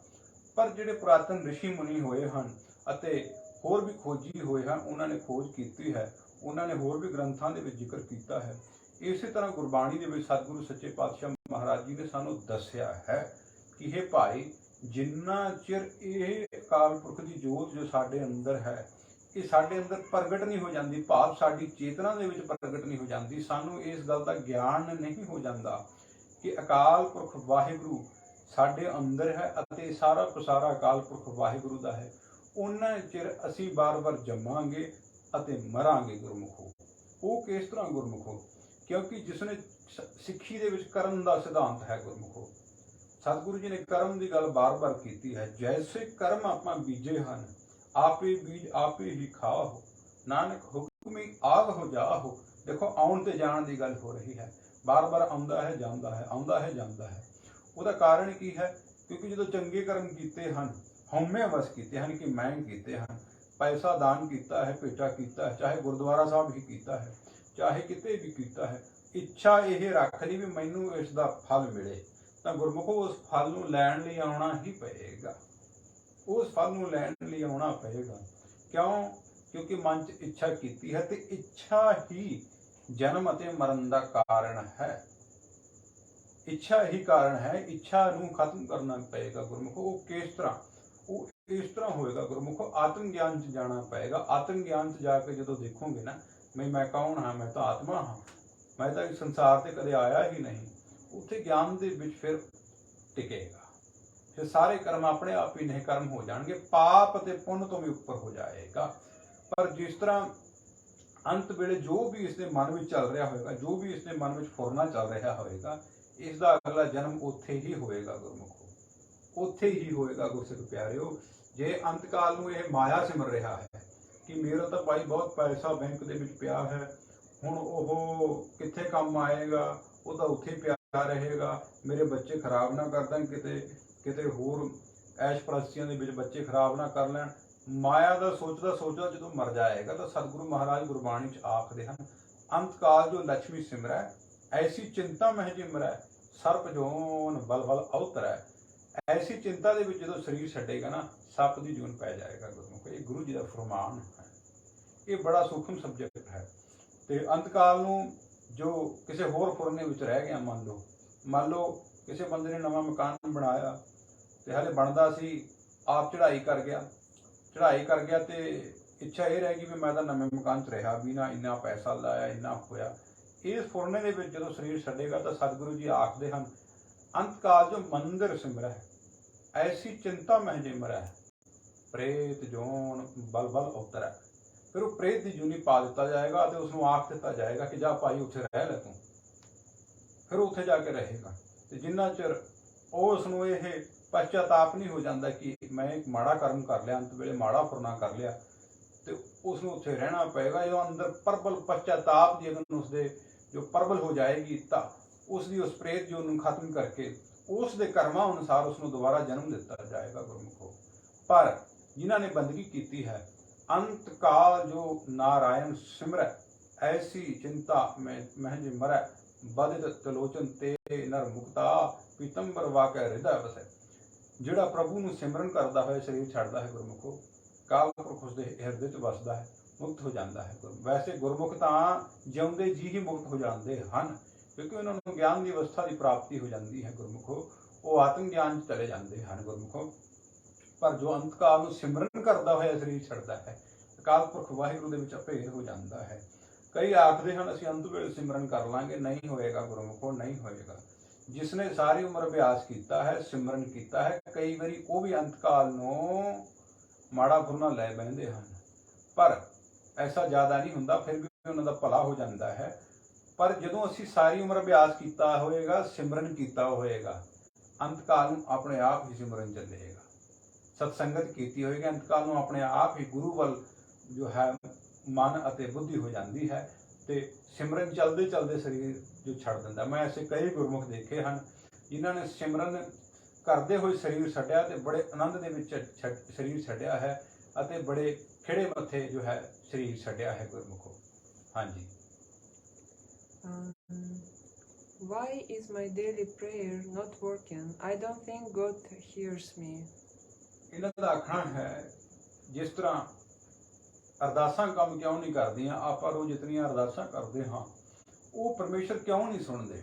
ਗੁਰਮੁਖੋ ਗੱਲ ਇਹ ਹੈ, ਪਰਮੇਸ਼ਰ ਤੱਕ ਸਾਰੀ ਅਰਦਾਸ ਅਤੇ ਬੇਨਤੀਆਂ ਜਾਂਦੀਆਂ ਹਨ। ਅਕਾਲ ਪੁਰਖ ਵਾਹਿਗੁਰੂ ਨੂੰ ਤਾਂ ਇੰਨਾ ਵੀ ਪਤਾ ਲੱਗਦਾ ਹੈ, ਜਿਸ ਤਰ੍ਹਾਂ ਜੋ ਕੀੜੀ ਹੈ ਜਦੋਂ ਤੁਰਦੀ ਹੈ, ਸਾਨੂੰ ਉਹਦੇ ਪੈਰਾਂ ਦੀ ਆਵਾਜ਼ ਨਹੀਂ ਸੁਣਦੀ। ਅਕਾਲ ਪੁਰਖ ਵਾਹਿਗੁਰੂ ਦੀ ਸੁਰਤ ਇੰਨੀ ਸੂਖਮ ਹੈ ਕਿ ਉਹ ਕੀੜੀ ਦੇ ਪੈਰ ਜਦੋਂ ਧਰਤੀ ਤੇ ਪੈਂਦੇ ਹਨ, ਉਸ ਦੇ ਵਿੱਚ ਜੋ ਸੂਖਸ਼ਮ ਆਵਾਜ਼ ਹੁੰਦੀ ਹੈ ਗੁਰਮੁਖੋ, ਉਹ ਵੀ ਉਸ ਅਕਾਲ ਪੁਰਖ ਵਾਹਿਗੁਰੂ ਨੂੰ ਪਤਾ ਲੱਗਦੀ ਹੈ। ਸਾਡੇ ਹਿਰਦੇ ਅੰਦਰ ਜੋ ਵੀ ਚੱਲ ਰਿਹਾ ਹੈ, ਵਾਹਿਗੁਰੂ ਨੂੰ ਪਤਾ ਹੈ ਗੁਰਮੁਖੋ। ਪਰ ਸਾਡੀਆਂ ਸਾਰੀਆਂ ਹੀ ਮੰਗਾਂ ਹਉਮੈ ਵਸ ਨੇ ਗੁਰਮੁਖੋ। ਅਸੀਂ ਜੋ ਵੀ ਵਾਹਿਗੁਰੂ ਤੋਂ ਮੰਗਦੇ ਹਾਂ ਉਸ ਦੇ ਵਿੱਚ ਸਾਡੀ ਬਹੁਤ ਵੱਡੀ ਹਉਮੈ ਹੈ। ਅਸੀਂ ਸੋਚਦੇ ਹਾਂ ਕਿ ਸਾਡੀ ਲੋੜ ਹੈ, ਪਰ ਸਾਡੀ ਲੋੜ ਤਾਂ ਹੈ, ਪਰ ਉਸ ਦੇ ਪਿੱਛੇ ਸਾਡਾ ਨੁਕਸਾਨ ਵੀ ਹੈ ਗੁਰਮੁਖੋ। ਜਦੋਂ ਤੁਹਾਡੀ ਸੁਰਤੀ ਅਤੇ ਬਿਰਤੀ ਕੇਵਲ ਔਰ ਕੇਵਲ ਅਕਾਲ ਪੁਰਖ ਦੇ ਉੱਤੇ ਕੇਂਦਰਿਤ ਹੋ ਗਈ, ਤੁਹਾਡਾ ਸਾਰਾ ਧਿਆਨ ਵਾਹਿਗੁਰੂ ਦੀ ਪ੍ਰਾਪਤੀ ਵੱਲ ਚਲਿਆ ਗਿਆ, ਉਸ ਵੇਲੇ ਜੋ ਵੀ ਮੰਗਣਾ ਸ਼ੁਰੂ ਕਰਾਂਗੇ ਉਹ ਮਿਲੇਗਾ। ਕਿਉਂਕਿ ਅਕਾਲ ਪੁਰਖ ਨੂੰ ਪਤਾ ਚੱਲ ਜਾਏਗਾ ਕਿ ਹਾਂ ਹੁਣ ਇਹ ਕੇਵਲ ਮੈਨੂੰ ਮੰਗ ਰਿਹਾ ਹੈ, ਇਸ ਕਰਕੇ ਇਹ ਇਹਨਾਂ ਵਸਤੂਆਂ ਦੇ ਵਿੱਚ ਨਹੀਂ ਫਸੇਗਾ। ਜਦੋਂ ਅਸੀਂ ਕੇਵਲ ਔਰ ਕੇਵਲ ਵਸਤੂਆਂ ਹੀ ਮੰਗੀ ਜਾਂਦੇ ਹਾਂ ਤਾਂ ਸਾਨੂੰ ਪ੍ਰਾਪਤੀ ਨਹੀਂ ਹੋ ਸਕਦੀ ਗੁਰਮੁਖੋ। ਇਸ ਕਰਕੇ ਸਾਡੀ ਮੰਗ ਦੇ ਵਿੱਚ ਅਕਾਲ ਪੁਰਖ ਦੀ ਰਜ਼ਾ ਹੋਣੀ ਬਹੁਤ ਜ਼ਿਆਦਾ ਜ਼ਰੂਰੀ ਹੈ। ਸਾਰੀ ਦੁਨੀਆ ਹੀ ਬੇਨਤੀਆਂ ਕਰਦੀ ਹੈ, ਪਰ ਗੁਰਮੁਖਾਂ ਦੀ ਬੇਨਤੀ ਉਸੇ ਵੇਲੇ ਪ੍ਰਵਾਨ ਕਿਉਂ ਹੋ ਜਾਂਦੀ ਹੈ? ਕਿਉਂਕਿ ਉਹ ਗੁਰੂ ਦੇ ਬਚਨਾਂ ਤੇ ਪੂਰੇ ਹਨ। ਜੋ ਗੁਰੂ ਨੇ ਉਹਨਾਂ ਨੂੰ ਹੁਕਮ ਕੀਤਾ ਹੈ ਨਿਤਨੇਮ ਸਿਮਰਨ ਕਰਨ ਦਾ, ਸੇਵਾ ਕਰਨ ਦਾ, ਰਹਿਤ ਬਹਿਤ ਵਿੱਚ ਰਹਿਣ ਦਾ, ਸਤਿਗੁਰੂ ਜੀ ਦੀ ਕਿਰਪਾ ਨਾਲ ਉਹ ਉਸ ਦੇ ਵਿੱਚ ਰਹਿੰਦੇ ਹਨ। ਗੁਰੂ ਜੀ ਉਹਨਾਂ ਨੂੰ ਉਸ ਅਵਸਥਾ ਵਿੱਚ ਰੱਖਦੇ ਹਨ ਤੇ ਉਹਨਾਂ ਦੀਆਂ ਸਾਰੀਆਂ ਬੇਨਤੀਆਂ ਮਹਾਰਾਜ ਜੀ ਮੰਨਦੇ ਹਨ ਗੁਰਮੁਖੋ। ਸਾਡੀਆਂ ਤਾਂ ਨਹੀਂ ਮੰਨਦੇ ਕਿਉਂਕਿ ਅਸੀਂ ਗੁਰੂ ਦੀ ਨਹੀਂ ਮੰਨਦੇ। ਜਦੋਂ ਅਸੀਂ ਗੁਰੂ ਦੀ ਨਹੀਂ ਮੰਨਦੇ, ਫਿਰ ਅਸੀਂ ਗੁਰੂ ਦੀ ਜੇ ਥੋੜੇ ਕੁ ਦਿਨ ਮੰਨ ਵੀ ਲਈਏ ਤਾਂ ਸਾਡੇ ਅੰਦਰ ਹਉਮੈ ਆ ਜਾਂਦੀ ਹੈ, ਮੈਂ ਤਾਂ ਮੰਨਦਾ ਹਾਂ। ਨਹੀਂ ਗੁਰਮੁਖੋ, ਇੱਥੇ ਤਾਂ ਪਹਿਲਾਂ ਮਰਨ ਕਬੂਲ ਜੀਵਨ ਕੀ ਛੱਡ ਆਸ, ਉਹ ਸਭਨ ਕੀ ਰੇਣ ਕਰਤਾ ਆਓ ਹਮਾਰੇ ਪਾਸ। ਇਸ ਤਰ੍ਹਾਂ ਕਰਨਾ ਪਏਗਾ, ਸਰੈਂਡਰ ਕਰ ਦਿਓ। ਠੀਕ ਹੈ ਵਾਹਿਗੁਰੂ, ਜੇ ਤੁਸੀਂ ਦੇ ਰਹੇ ਹੋ ਤਾਂ ਵੀ ਠੀਕ ਹੈ, ਨਹੀਂ ਦੇ ਰਹੇ ਤਾਂ ਵੀ ਠੀਕ ਹੈ। ਤੁਸੀਂ ਮੈਨੂੰ ਆਪਣੇ ਚਰਨਾਂ ਦੀ ਦਾਤ ਬਖਸ਼ਿਸ਼ ਕਰੋ, ਸਿਮਰਨ ਦੀ ਦਾਤ ਬਖਸ਼ਿਸ਼ ਕਰੋ। ਜਦੋਂ ਇਸ ਗੱਲ ਤੇ ਟਿਕ ਜਾਏਗਾ ਨਾ, ਸਾਰੇ ਰਸਤੇ ਖੁੱਲ ਜਾਣਗੇ ਗੁਰਮੁਖੋ। ਇਹ ਪ੍ਰੈਕਟੀਕਲ ਹੈ। ਹਾਂਜੀ। Baba Ji, what seva can I do for you? ਸੇਵਾ? Yes, this is question. ਹਾਂਜੀ, ਕਿਸੇ ਨੇ ਜੋ ਹੈ ਵਿੱਚ ਲਿਖ ਕੇ ਜੋ ਉਹਦੇ ਫੇਸਬੁੱਕ ਦੇ ਉੱਤੇ ਸਵਾਲ ਪਾਇਆ ਹੈ ਕਿ ਉਹ ਦਾਸ ਦੇ ਲਈ ਕਿਸੇ। ਦੇਖੋ ਗੁਰਮੁਖੋ, ਸੇਵਾ ਸਤਿਗੁਰੂ ਕੀ ਸੇਵਾ ਸਫਲ ਹੈ ਜੇ ਕੋ ਕਰੇ ਚਿਤ ਲਾਏ। ਸਤਿਗੁਰੂ ਜੀ ਦੀ ਸੇਵਾ ਕਰਨੀ ਹੈ। ਗੁਰੂ ਦੀ ਸੇਵਾ ਕਿਸ ਤਰ੍ਹਾਂ ਕਰੋਗੇ? ਗੁਰੂ ਮਨ ਵਿੱਚ ਸਤਿਗੁਰ ਕੇ ਪਾਸ ਤੇ ਸੇਵ ਕੇ ਕਾਰਜ ਰਾਸ। ਗੁਰੂ ਨੂੰ ਆਪਣਾ ਮਨ ਵੇਚ ਦਿਓ ਗੁਰਮੁਖ ਪਿਆਰਿਓ। ਗੁਰੂ ਨੂੰ ਮਨ ਵੇਚਣਾ ਕਿਸ ਤਰ੍ਹਾਂ ਹੈ? ਗੁਰੂ ਦੀ ਗੱਲ ਮੰਨਣੀ ਹੈ ਗੁਰਮੁਖੋ। ਅੰਮ੍ਰਿਤ ਵੇਲੇ ਉੱਠਣਾ ਹੈ, ਅੰਮ੍ਰਿਤ ਵੇਲੇ ਉੱਠ ਕੇ ਇਸ਼ਨਾਨ ਕਰਨਾ ਹੈ, ਇਸ਼ਨਾਨ ਕਰਕੇ ਚੌਂਕੜਾ ਲਾਉਣਾ ਹੈ ਗੁਰਮੁਖੋ। ਚੌਂਕੜਾ ਲਾ ਕੇ ਤੁਸੀਂ ਜਿਹੜੇ ਤਾਂ ਗੁਰਮੁਖ ਨਿਤਨੇਮ ਕਰਦੇ ਹੋ, ਉਹਨਾਂ ਨੇ ਸਭ ਤੋਂ ਪਹਿਲਾਂ ਆਪਣਾ ਬਹੁਤ ਪ੍ਰੇਮ ਦੇ ਨਾਲ ਨਿਤਨੇਮ ਕਰਨਾ ਹੈ ਗੁਰਮੁਖੋ। 5 ਬਾਣੀਆਂ ਦਾ ਨਿਤਨੇਮ ਕਰਕੇ ਅਰਦਾਸ ਕਰਨੀ ਹੈ ਅਤੇ ਉਸ ਤੋਂ ਬਾਅਦ ਵਿੱਚ ਸਿਮਰਨ ਕਰਨਾ ਹੈ, ਜਾਂ ਨਿਤਨੇਮ ਤੋਂ ਪਹਿਲਾਂ ਵੀ ਸਿਮਰਨ ਕਰ ਸਕਦੇ ਹੋ, ਨਿਤਨੇਮ ਬਾਅਦ ਵਿੱਚ ਕਰ ਸਕਦੇ ਹੋ। ਸੋ ਇਸ ਤਰ੍ਹਾਂ ਕਰਨਾ ਹੈ। ਉਸ ਤੋਂ ਬਾਅਦ ਵਿੱਚ ਆਪਣੇ ਕੰਮਾਂ ਕਾਰਾਂ ਤੇ ਜਦੋਂ ਜਾਣਾ ਹੈ ਤਾਂ ਸਿਮਰਨ ਦੇ ਵਿੱਚ ਰਹਿਣਾ ਹੈ। ਕਿਸੇ ਨੂੰ ਮਾੜਾ ਨਹੀਂ ਬੋਲਣਾ। ਬੋਲ ਕਬੋਲ ਸਹਾਰਨਾ ਵੀ ਤਪਾ ਸਿਰ ਤਪ ਹੈ। ਜੇ ਕਿਸੇ ਨੇ ਮਾੜਾ ਬੋਲ ਵੀ ਦਿੱਤਾ ਹੈ, ਤੁਸੀਂ ਉਸ ਨੂੰ ਸਹਾਰ ਲਿਆ ਹੈ ਗੁਰਮੁਖੋ। ਤੁਸੀਂ ਆਪਣੇ ਹਿਰਦੇ ਦੇ ਅੰਦਰ ਉਸ ਨੂੰ ਜੋ ਹੈ ਸੋਖ ਲਿਆ ਹੈ। ਬੁੱਧੀ ਨੇ ਅਹੰਕਾਰ ਨਹੀਂ ਪ੍ਰਗਟ ਕੀਤਾ, ਤੁਸੀਂ ਉਸ ਗੱਲ ਨੂੰ ਵਿਚਾਰ ਕੇ ਕੋਈ ਗੱਲ ਨਹੀਂ, ਇਸ ਤਰ੍ਹਾਂ ਮਨ ਨੂੰ ਨੀਵਾਂ ਕਰ ਲਿਆ ਗੁਰਮੁਖੋ। ਸੱਚ ਜਾਣਿਓ, ਇਹ ਤੁਸੀਂ 1 ਘੰਟਾ ਸਿਮਰਨ ਕੀਤਾ ਹੈ ਪਰ ਕਿਸੇ ਦਾ ਬੋਲ ਕਬੂਲ ਸਹਾਰ ਲਿਆ, ਉਹ 10 ਘੰਟੇ ਦਾ ਸਿਮਰਨ ਬਣ ਜਾਏਗਾ। ਕਿਉਂਕਿ ਸਿਮਰਨ ਸਾਨੂੰ ਨੀਵਾਂ ਹੋਣਾ ਸਿਖਾਉਂਦਾ ਹੈ। ਸਿਮਰਨ ਸਾਨੂੰ ਅਹੰਕਾਰ ਦੇ ਵਿੱਚ ਜਾਣਾ ਨਹੀਂ ਸਿਖਾਉਂਦਾ ਕਿ ਮੈਂ ਇੰਨੇ ਘੰਟੇ ਸਿਮਰਨ ਕਰਦਾ ਹਾਂ, ਇਹ ਕੌਣ ਹੈ ਜੋ ਮੈਨੂੰ ਇਸ ਤਰ੍ਹਾਂ ਬੋਲ ਗਿਆ, ਇਹਦੇ ਤਾਂ ਬਾਲ ਕੱਟੇ ਹੋਏ ਹਨ, ਇਹਨੇ ਮੈਨੂੰ ਕਿਸ ਤਰ੍ਹਾਂ ਕਹਿ ਦਿੱਤਾ, ਮੈਂ ਤਾਂ ਫਲਾਨਾ ਗੁਰੂ ਦਾ ਸਿੱਖ ਹਾਂ। ਇਹ ਗੱਲਾਂ ਨਹੀਂ ਲੈ ਕੇ ਆਉਣੀਆਂ। ਇਹ ਗੱਲਾਂ ਜਦੋਂ ਲੈ ਕੇ ਆਵਾਂਗੇ ਅਸੀਂ ਮੁਕਤੀ ਨਹੀਂ ਪ੍ਰਾਪਤ ਕਰ ਸਕਦੇ। ਸੋ ਸੇਵਾ ਭਾਈ ਸਰੀਰ ਦੀ ਨਹੀਂ ਕੀਤੀ ਜਾ ਸਕਦੀ। ਗੁਰੂ ਦੀ ਸੇਵਾ ਕਰੋ। ਜਿਨ੍ਹਾਂ ਨੇ ਪ੍ਰਸ਼ਨ ਕੀਤਾ ਹੈ, ਸੰਗਤ ਦੀ ਸੇਵਾ ਕਰੋ। ਹਾਂਜੀ। How can I increase prosperity in my life? ਠੀਕ ਹੈ ਜੀ। ਇਹਨਾਂ ਨੇ ਜੋ ਹੈ ਕੁਐਸਚਨ ਕੀਤਾ ਹੈ ਕਿ ਜੀਵਨ ਦੇ ਵਿੱਚ ਜੋ ਸੁੱਖ ਕਿਸ ਤਰ੍ਹਾਂ ਪ੍ਰਾਪਤ ਕੀਤਾ ਜਾ ਸਕਦਾ ਹੈ। ਗੁਰਮੁਖੋ, ਅਸੀਂ ਆਪਣੀ ਬੁੱਧੀ ਅਨੁਸਾਰ ਸੁੱਖ ਨੂੰ ਖੋਜ ਰਹੇ ਹਾਂ ਕਿ ਸੁੱਖ ਮੈਨੂੰ ਪਰਿਵਾਰ ਦੇ ਵਿੱਚ ਮਿਲੇਗਾ, ਮਾਇਆ ਬਹੁਤ ਆ ਜਾਏਗੀ ਫਿਰ ਮਿਲ ਜਾਏਗਾ, ਜਾਂ ਹੋਰ ਮੇਰੀਆਂ ਸਾਰੀਆਂ ਲੋੜਾਂ ਪੂਰੀਆਂ ਹੋ ਜਾਣਗੀਆਂ ਫਿਰ ਮੈਂ ਸੁਖੀ ਹੋ ਜਾਵਾਂਗਾ। ਨਹੀਂ ਗੁਰਮੁਖੋ, ਜੇ ਤੁਸੀਂ ਵੱਡੇ ਵੱਡੇ ਰਾਜੇ ਦੇਖ ਲਓ, ਪੋਲੀਟੀਸ਼ੀਅਨ ਦੇਖ ਲਓ, ਸੁੱਖ ਤਾਂ ਇਹਨਾਂ ਦੇ ਕੋਲ ਵੀ ਨਹੀਂ ਹੈ, ਜਦਕਿ ਇਹਨਾਂ ਦੇ ਕੋਲ ਸਾਰਾ ਕੁਝ ਹੈ। ਲੋਕਾਂ ਦੀ ਜੋ ਲੁੱਟੀ ਹੋਈ ਮਾਇਆ ਵੀ ਬਹੁਤ ਲਈ ਬੈਠੇ ਹਨ, ਸਾਰਾ ਕੁਝ ਹੈ, ਗੱਡੀਆਂ ਕਾਰਾਂ ਸਭ ਕੁਝ। ਆਪਣੇ ਬੱਚੇ ਵੀ ਇਹਨਾਂ ਨੇ ਬਾਹਰ ਸੈੱਟ ਕਰ ਲਏ ਹਨ, ਬਿਜ਼ਨਸ ਉਹਨਾਂ ਨੂੰ ਖੋਲ ਦਿੱਤੇ ਹਨ। ਸੁੱਖ ਤਾਂ ਇਹਨਾਂ ਦੇ ਕੋਲ ਨਹੀਂ ਹੈ। ਗੁਰੂ ਤੇਗ ਬਹਾਦਰ ਮਹਾਰਾਜ ਸੱਚੇ ਪਾਤਸ਼ਾਹ ਆਖਦੇ ਹਨ, ਜੋ ਸੁੱਖ ਕਉ ਚਾਹੇ ਸਦਾ ਸ਼ਰਨ ਰਾਮ ਕੀ ਲੇਹ। ਰਾਮ ਦੀ ਸ਼ਰਨ ਲਓ, ਅਕਾਲ ਪੁਰਖ ਵਾਹਿਗੁਰੂ ਦੀ ਸ਼ਰਨ ਲਓ ਗੁਰਮੁਖੋ। ਸ਼ਰਨ ਲੈਣੀ ਕਿਸ ਤਰ੍ਹਾਂ? ਉਸ ਦਾ ਬਚਨ ਮੰਨਣਾ ਹੈ। ਜੋ ਗੁਰਬਾਣੀ ਹੈ ਅਕਾਲ ਪੁਰਖ ਦੇ ਬਚਨ ਹਨ। ਜੈਸੀ ਮੈਂ ਆਵੈ ਖਸਮ ਕੀ ਬਾਣੀ, ਤੈਸੜਾ ਕਰੀ ਗਿਆਨ ਵੇ ਲਾਲੋ। ਸਤਿਗੁਰੂ ਜੀ ਆਖਦੇ ਨੇ ਭਾਈ ਅਸੀਂ ਆਪਣੇ ਕੋਲੋਂ ਬਚਨ ਨਹੀਂ ਕਰ ਰਹੇ ਗੁਰਬਾਣੀ ਦੇ, ਇਹ ਜੈਸੇ ਅਕਾਲ ਪੁਰਖ ਵਾਹਿਗੁਰੂ ਵੱਲੋਂ ਗੁਰਬਾਣੀ ਆ ਰਹੀ ਹੈ ਅਸੀਂ ਉਸੇ ਤਰ੍ਹਾਂ ਸੰਸਾਰ ਨੂੰ ਦੱਸ ਰਹੇ ਹਾਂ। ਕਈ ਗੁਰਸਿੱਖ ਜਦੋਂ ਬਾਣੀ ਪੜ੍ਹਦੇ ਹਨ ਉਹ ਆਖਦੇ ਹਨ ਇਹ ਕਿਸੇ ਦੀ ਰਚਨਾ ਹੈ। ਨਹੀਂ ਗੁਰਮੁਖੋ, ਗੁਰਬਾਣੀ ਰਚਨਾ ਨਹੀਂ ਹੈ। ਵਾਹ ਵਾਹ, ਬਾਣੀ ਨਿਰੰਕਾਰ ਹੈ, ਤਿਸ ਜੇ ਵਡਵਰ ਨਾ ਕੋਈ। ਗੁਰਬਾਣੀ ਆਪ ਰੱਬ ਹੈ ਗੁਰਮੁਖੋ। ਰੱਬ ਅੱਖਰਾਂ ਦੇ ਰੂਪ ਦੇ ਵਿੱਚ, ਸ਼ਬਦ ਰੂਪ ਦੇ ਵਿੱਚ ਵਿਰਾਜਮਾਨ ਹੈ। ਜਦੋਂ ਤੁਸੀਂ ਪੜ੍ਹਦੇ ਹੋ ਇੱਕ ਓੰਕਾਰ, ਇਸ ਨੂੰ ਮਨ ਬਿਰਤੇ ਇਕਾਗਰ ਕਰਕੇ ਜਦੋਂ ਸੁਣੋਗੇ ਨਾ ਗੁਰਮੁਖੋ, ਮਨ ਇੱਕ ਓੰਕਾਰ ਦੇ ਵਿੱਚ ਹੀ ਚਲਿਆ ਜਾਏਗਾ।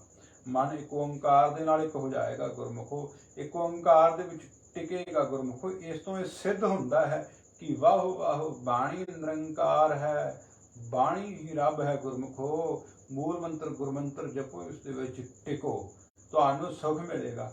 ਜਿਹੜੇ ਸੰਸਾਰੀ ਸੁੱਖਾਂ ਵੱਲ ਤੁਸੀਂ ਭੱਜ ਰਹੇ ਹੋ, ਜਦੋਂ ਤੁਸੀਂ ਅਕਾਲ ਪੁਰਖ ਵੱਲ ਨੂੰ ਮਨ ਅਤੇ ਚਿੱਤ ਕਰ ਲਿਆ, ਇਹ ਸੁੱਖ ਤੁਹਾਡੇ ਵੱਲ ਭੱਜੇ ਆਉਣਗੇ ਗੁਰਮੁਖੋ। ਰਿੱਧੀਆਂ ਸਿੱਧੀਆਂ ਤਾਕਤਾਂ ਹੋਰ ਸਭ ਕੁਝ ਤੁਹਾਡੇ ਚਰਨੀ ਆ ਕੇ ਪੈ ਜਾਏਗਾ ਗੁਰਮੁਖੋ। ਇਹ ਸਤਿਗੁਰੂ ਗੁਰਬਾਣੀ ਦੇ ਵਿੱਚ ਆਖਦੇ ਹਨ। ਸਤਿਗੁਰੂ ਜੀ ਜੋ ਵੀ ਗੁਰਬਾਣੀ ਦੇ ਵਿੱਚ ਆਖਦੇ ਹਨ ਉਹ ਝੂਠ ਨਹੀਂ ਹੈ ਗੁਰਮੁਖੋ, ਉਹ ਤਤਸਾਰ ਹੈ। ਗੱਲ ਇਹ ਹੈ ਵੀ ਅਸੀਂ ਮੰਨਦੇ ਨਹੀਂ ਹਾਂ। ਅਸੀਂ ਜਦੋਂ ਸਤਿਗੁਰੂ ਮੰਨੇ ਕੀ ਗਤ ਕਹੀ ਨਾ ਜਾਏ, ਜੇ ਕੋ ਕਹੇ ਪਿੱਛੇ ਪਛਤਾਏ। ਮੰਨਣ ਵਾਲੇ ਦੀ ਤਾਂ ਗੱਲ ਕਹੀ ਗਤ ਨਹੀਂ ਕਹੀ ਜਾ ਸਕਦੀ। ਜਿਨ੍ਹਾਂ ਨੇ ਬੰਦਗੀ ਕੀਤੀ ਹੈ ਬਾਬਾ ਅਤਰ ਸਿੰਘ ਜੀ ਮਸਤੂਆਣੇ ਵਾਲੇ, ਬਾਬਾ ਨੰਦ ਸਿੰਘ ਜੀ ਮਹਾਰਾਜ ਜੋ ਹੈ ਨਾਨਕਸਰ ਵਾਲੇ, ਬਾਬਾ ਈਸਰ ਸਿੰਘ, ਉਹ ਕਿੱਡੇ ਵੱਡੇ ਵੱਡੇ ਮਹਾਤਮਾ ਹੋਏ ਹਨ। ਭਾਵੇਂ ਲੋਕ ਇਹਨਾਂ ਬਾਰੇ ਪੁੱਠਾ ਬੋਲਦੇ ਹਨ, ਬੋਲਦੇ ਜਾਣ, ਸਾਨੂੰ ਪਤਾ ਹੈ ਗੁਰਮੁਖੋ ਇਹਨਾਂ ਦੀ ਕਮਾਈਆਂ ਕੀ ਹਨ। ਇਹਨਾਂ ਨੂੰ ਪੁੱਛ ਕੇ ਦੇਖੋ, ਸਾਰਾ ਸੰਸਾਰ ਝੁਕ ਜਾਂਦਾ ਸੀ, ਵੱਡੇ ਵੱਡੇ ਰਾਜੇ ਝੁਕੇ ਨੇ ਆ ਕੇ ਗੁਰਮੁਖੋ। ਜਿਹੜਾ ਕਾਰਜ ਦੁਨੀਆ ਦੀ ਵੱਡੀਆਂ ਤੋਂ ਵੱਡੀਆਂ ਤਾਕਤਾਂ ਨਹੀਂ ਕਰ ਸਕਦੀਆਂ, ਮਹਾਤਮਾ ਦਾ ਇੱਕ ਬਚਨ ਕਰ ਦਿੰਦਾ ਹੈ ਗੁਰਮੁਖੋ। ਸੋ ਮਹਾਤਮਾ ਲੋਕਾਂ ਦੇ ਨਾਲ ਰਹਿਣ ਦਾ ਜੋ ਸਮਾਂ ਪ੍ਰਾਪਤ ਹੋਇਆ ਹੈ, ਦਾਸ ਨੂੰ ਪਤਾ ਹੈ ਮਹਾਤਮਾ ਦੇ ਕੋਲੇ ਕੀ ਤਾਕਤ ਹੁੰਦੀ ਹੈ। ਮਹਾਤਮਾ ਦੇ ਕੋਲੇ ਸੱਚ ਦੀ ਤਾਕਤ ਹੁੰਦੀ ਹੈ ਗੁਰਮੁਖੋ। ਮਹਾਤਮਾ ਸੱਚਾ ਹੋਵੇ, ਅਸਲੀ ਹੋਵੇ, ਬੰਦਗੀ ਵਾਲਾ ਹੋਵੇ। ਹੁਣ ਤਾਂ ਬਹੁਤ ਨਕਲੀ ਵੀ ਹੋ ਗਏ ਹਨ, ਪਰ ਅਸਲੀ ਜੋ ਹੈ ਉਸਨੇ ਸੱਚ ਨੂੰ ਪ੍ਰਾਪਤ ਕੀਤਾ ਹੈ। ਉਸਨੇ ਸਿਮਰਨ ਭਜਨ ਕਰਕੇ ਅਕਾਲ ਪੁਰਖ ਦੇ ਚਰਨਾਂ ਦੀ ਪ੍ਰਾਪਤੀ ਕੀਤੀ ਹੈ। ਸੋ ਇਸੇ ਤਰ੍ਹਾਂ ਸੁੱਖ ਨੂੰ ਪਾਇਆ ਜਾ ਸਕਦਾ ਹੈ ਗੁਰਮੁਖੋ। ਹੋਰ ਕੋਈ ਰਸਤਾ ਸੁੱਖ ਨੂੰ ਪ੍ਰਾਪਤ ਕਰਨ ਦਾ ਨਹੀਂ ਹੈ। ਤੁਸੀਂ ਦੇਖੋ ਦੁਨੀਆ ਦੇ ਜੋ ਧਨਾੜ ਲੋਕ ਹਨ, ਬਾਹਰ ਵਿਦੇਸ਼ਾਂ ਦੇ ਵਿੱਚ ਜਾ ਕੇ ਦੇਖ ਲਓ, ਜਦੋਂ ਉਹਨਾਂ ਦੇ ਖਜ਼ਾਨੇ ਭਰ ਜਾਂਦੇ ਹਨ ਫਿਰ ਵੀ ਉਹਨਾਂ ਦੇ ਮਨ ਨੂੰ ਤ੍ਰਿਪਤੀ ਨਹੀਂ ਆਉਂਦੀ। ਭਾਵੇਂ ਉਹਨਾਂ ਦੀਆਂ ਬੈਂਕਾਂ ਡਾਲਰਾਂ ਦੇ ਨਾਲ ਭਰੀਆਂ ਪਈਆਂ ਹਨ, ਪਰ ਮਨ ਹਲੇ ਵੀ ਅਸੰਤੋਸ਼ ਦੇ ਵਿੱਚ ਹੈ। ਹਲੇ ਵੀ ਮਨ ਕਿਸੇ ਨਾ ਕਿਸੇ ਪਾਸੇ ਤੁਰਿਆ ਹੋਇਆ ਹੈ। ਸੋ ਮਾਇਆ ਸਾਨੂੰ ਤ੍ਰਿਪਤ ਨਹੀਂ ਕਰ ਸਕਦੀ, ਸੰਸਾਰੀ ਸੁੱਖ ਨਹੀਂ ਤ੍ਰਿਪਤ ਕਰ ਸਕਦੇ। ਆਤਮਾ ਹੀ, ਆਤਮਾ ਦੇ ਵਿੱਚ ਟਿਕਾਓ, ਸਿਮਰਨ ਦੇ ਦੁਆਰਾ ਅਕਾਲ ਪੁਰਖ ਦੇ ਚਰਨਾਂ ਦੇ ਵਿੱਚ ਟਿਕਾਓ ਹੀ ਸਾਨੂੰ ਸੁਖੀ ਕਰ ਸਕਦਾ ਹੈ ਜੀ। And last question for today, Babaji, can I get a mantra from you and instruction for practice? ਹਾਂਜੀ ਗੁਰੂ ਪਿਆਰਿਓ, ਸੰਗਤ ਨੇ ਜੋ ਹੈ ਸਵਾਲ ਕੀਤਾ ਹੈ ਕਿ ਕਿਸੇ ਬੰਦੇ ਪਾਸੋਂ ਮੰਤਰ ਪ੍ਰਾਪਤ ਕੀਤਾ ਜਾ ਸਕਦਾ। ਨਹੀਂ ਗੁਰਮੁਖੋ, ਗੁਰਮਤਿ ਦੇ ਵਿੱਚ ਸਿਧਾਂਤ ਹੈ, ਗੁਰਮਤਿ ਦੇ ਵਿੱਚ ਬਹੁਤ ਡੂੰਘਾ ਸਿਧਾਂਤ ਹੈ। ਜਦੋਂ ਗੁਰੂ ਗ੍ਰੰਥ ਸਾਹਿਬ ਮਹਾਰਾਜ ਸੱਚੇ ਪਾਤਸ਼ਾਹ ਜੀ ਦਾ ਪ੍ਰਕਾਸ਼ ਹੋਵੇ ਤੇ ਪੰਜ ਪਿਆਰੇ ਸਾਹਿਬਾਨ ਉੱਥੇ ਹਾਜ਼ਰ ਹੋਣ ਤੇ ਅੰਮ੍ਰਿਤ ਛਕਾਉਣ ਤੋਂ ਬਾਅਦ ਵਿੱਚ ਉਹੀ ਗੁਰਮੰਤਰ, ਮੂਲ ਮੰਤਰ ਅਤੇ ਹੋਰ ਸਾਰੀ ਮਰਿਆਦਾ ਦੀ ਦਾਤ ਆਪਣੀ ਝੋਲੀ ਵਿੱਚ ਪਾਉਂਦੇ ਹਨ। ਸਿੱਖੀ ਦੇ ਵਿੱਚ ਕੋਈ ਵੀ ਇਕੱਲਾ ਬੰਦਾ ਮੰਤਰ ਨਹੀਂ ਦੇ ਸਕਦਾ, ਇਹ ਪਖੰਡ ਹੈ ਗੁਰਮੁਖੋ। ਹਾਂ, ਤੁਹਾਨੂੰ ਉਤਸ਼ਾਹਿਤ ਕੀਤਾ ਜਾ ਸਕਦਾ ਹੈ। ਸੰਗਤ ਨੂੰ ਬੇਨਤੀ ਕਰ ਸਕਦੇ ਹਾਂ ਕਿ ਭਾਈ ਗੁਰੂ ਨਾਨਕ ਦੇ ਘਰੇ ਵਾਹਿਗੁਰੂ ਮੰਤਰ ਹੈ, ਮੂਲ ਮੰਤਰ ਹੈ, ਗੁਰਬਾਣੀ ਹੈ, ਇਸ ਦਾ ਜਾਪ ਕਰੋ। ਪਰ ਇੱਥੇ ਮੰਤਰ ਗੁਰਮੰਤਰ ਕੇਵਲ ਗੁਰੂ ਦੇ ਸਕਦਾ ਹੈ। ਸਤਿਗੁਰੂ ਮਹਾਰਾਜ ਸੱਚੇ ਪਾਤਸ਼ਾਹ ਮੰਤਰ ਦੇ ਰੂਪ ਦੇ ਵਿੱਚ, ਗੁਰਮੰਤਰ ਦੇ ਰੂਪ ਦੇ ਵਿੱਚ, ਗੁਰਬਾਣੀ ਦੇ ਰੂਪ ਦੇ ਵਿੱਚ ਆਪ ਸਾਡੇ ਅੰਦਰ ਸਮਾਉਂਦੇ ਹਨ, ਸਾਡੇ ਅੰਦਰ ਵਸ ਜਾਂਦੇ ਹਨ। ਕਿਉਂਕਿ ਸਤਿਗੁਰ ਮੇਰਾ ਸਦਾ ਸਦਾ ਨਾ ਆਵੈ ਨਾ ਜਾਏ, ਉਹ ਅਬਿਨਾਸੀ ਪੁਰਖ ਹੈ, ਸਭ ਮਹਿ ਰਹਿਆ ਸਮਾਏ। ਸਤਿਗੁਰੂ ਅਬਿਨਾਸੀ ਹਨ। ਜਦੋਂ ਸਾਨੂੰ ਸ਼ਬਦ ਦੇ ਦੁਆਰਾ ਮੰਤਰ ਮਿਲਦਾ ਹੈ ਅਤੇ ਅਸੀਂ ਉਸ ਨੂੰ ਅੰਦਰ ਲੈ ਕੇ ਭਾਵ ਜਪਦੇ ਹਾਂ, ਅੰਦਰ ਜਾਪ ਕਰਦੇ ਹਾਂ ਗੁਰਮੁਖੋ, ਤਾਂ ਗੁਰੂ ਦੀ ਸ਼ਕਤੀ ਅੰਦਰ ਪ੍ਰਗਟ ਹੋਣੀ ਸ਼ੁਰੂ ਹੋ ਜਾਂਦੀ ਹੈ। ਤੁਹਾਡੇ ਅੰਦਰ ਰੋਮਾਂ ਦੀ ਵੀ ਸ਼ਕਤੀ ਪ੍ਰਗਟ ਹੋਣੀ ਸ਼ੁਰੂ ਹੋ ਜਾਏਗੀ, ਆਨੰਦ ਸੁਖ ਪੈਦਾ ਹੋਣਾ ਸ਼ੁਰੂ ਹੋ ਜਾਏਗਾ ਗੁਰਮੁਖੋ। ਹਾਂ, ਇੱਕ ਮੈਂ ਸੰਗਤ ਨੂੰ ਜ਼ਰੂਰ ਬੇਨਤੀ ਕਰ ਸਕਦਾ ਹਾਂ, ਅਭਿਆਸ ਕਿਸ ਤਰ੍ਹਾਂ ਕਰਨਾ ਹੈ ਉਹ ਆਪਾਂ, ਕਿਉਂਕਿ ਮਹਾਰਾਜ ਸੱਚੇ ਪਾਤਸ਼ਾਹ ਗੁਰਬਾਣੀ ਵਿੱਚ ਆਖਦੇ ਹਨ ਕਿ ਭਾਈ ਸੰਗਤ ਜੀ ਇਕੱਠੇ ਹੋ ਕੇ ਬੈਠੋ ਅਤੇ ਸਿਮਰਨ ਕਰੋ। ਸਿਮਰਨ ਕਰਨ ਬਾਰੇ ਆਪਾਂ ਬੇਨਤੀ ਕਰ ਸਕਦੇ ਹਾਂ। ਵਾਹਿਗੁਰੂ ਮੰਤਰ ਸਵਾਸਾਂ ਨਾਲ ਕਿਸ ਤਰ੍ਹਾਂ ਜਪਣਾ ਹੈ, ਮੂਲ ਮੰਤਰ ਕਿਸ ਤਰ੍ਹਾਂ ਜਪਣਾ ਹੈ, ਧਿਆਨ ਕਿਸ ਤਰ੍ਹਾਂ ਲਾਉਣਾ ਹੈ। ਗੁਰਮੁਖੋ, ਇਹ ਬੇਨਤੀਆਂ ਜ਼ਰੂਰ ਤੁਹਾਡੇ ਚਰਨਾਂ 'ਚ ਕੀਤੀਆਂ ਜਾ ਸਕਦੀਆਂ ਹਨ, ਪਰ ਗੁਰਮੰਤਰ ਕੇਵਲ ਸਤਿਗੁਰੂ ਦੇ ਸਕਦਾ ਹੈ। ਸੋ ਨਾਮ ਜਪੋ, ਨਾਮ ਜਪੋ ਗੁਰਮੁਖੋ। ਇਸ ਕਲਯੁਗ ਦੇ ਵਿੱਚ ਨਾਮ ਦਾ ਪੱਲਾ ਫੜ ਲਓ, ਠੀਕ ਹੈ ਜੀ। ਤੇ ਹੋਰ ਜੇ ਕਿਸੇ ਦੀ ਕੋਈ ਵਿਚਾਰ ਹੋਵੇ ਤੇ ਸੰਗਤ ਦਾ ਕੂਕਰ ਹਾਂ ਜੈਸੀ ਆਪ ਜੀ ਦੀ ਵਿਚਾਰ ਹੋਏਗੀ, ਗੁਰੂ ਸਾਹਿਬ ਜੀ ਦੀ ਬਖਸ਼ੀ ਦੀ ਸਮਤ ਅਨੁਸਾਰ ਉੱਤਰ ਦੇਣ ਦਾ ਯਤਨ ਕਰਾਂਗਾ। ਇਤਨੀ ਕੁ ਸੇਵਾ ਅੱਜ ਦੀ ਪ੍ਰਵਾਨ ਕਰਨੀ। ਅੰਮ੍ਰਿਤ ਵੇਲਾ ਸੰਭਾਲੋ, ਨਿਤਨੇਮ ਕਰੋ, ਰਹਿਰਾਸ ਹਰ ਵੇਲੇ ਸਿਮਰਨ ਦੇ ਵਿੱਚ ਰਹੋ। ਸ਼ੁਕਰਾਨਾ ਜ਼ਰੂਰ ਕਰੋ ਗੁਰਮੁਖੋ, ਜੋ ਕੁਛ ਵੀ ਪ੍ਰਾਪਤ ਕੀਤਾ ਹੈ ਗੁਰੂ ਜੀ ਤੋਂ। ਸ਼ੁਕਰਾਨਾ ਕਰਨ ਵਾਲੇ ਦੇ ਸਾਰੇ ਰਸਤੇ ਖੁੱਲ ਜਾਂਦੇ ਹਨ, ਉਸ ਦੇ ਸਾਰੇ ਵਿਘਨਾਂ ਦਾ ਨਾਸ਼ ਹੋ ਜਾਂਦਾ ਹੈ।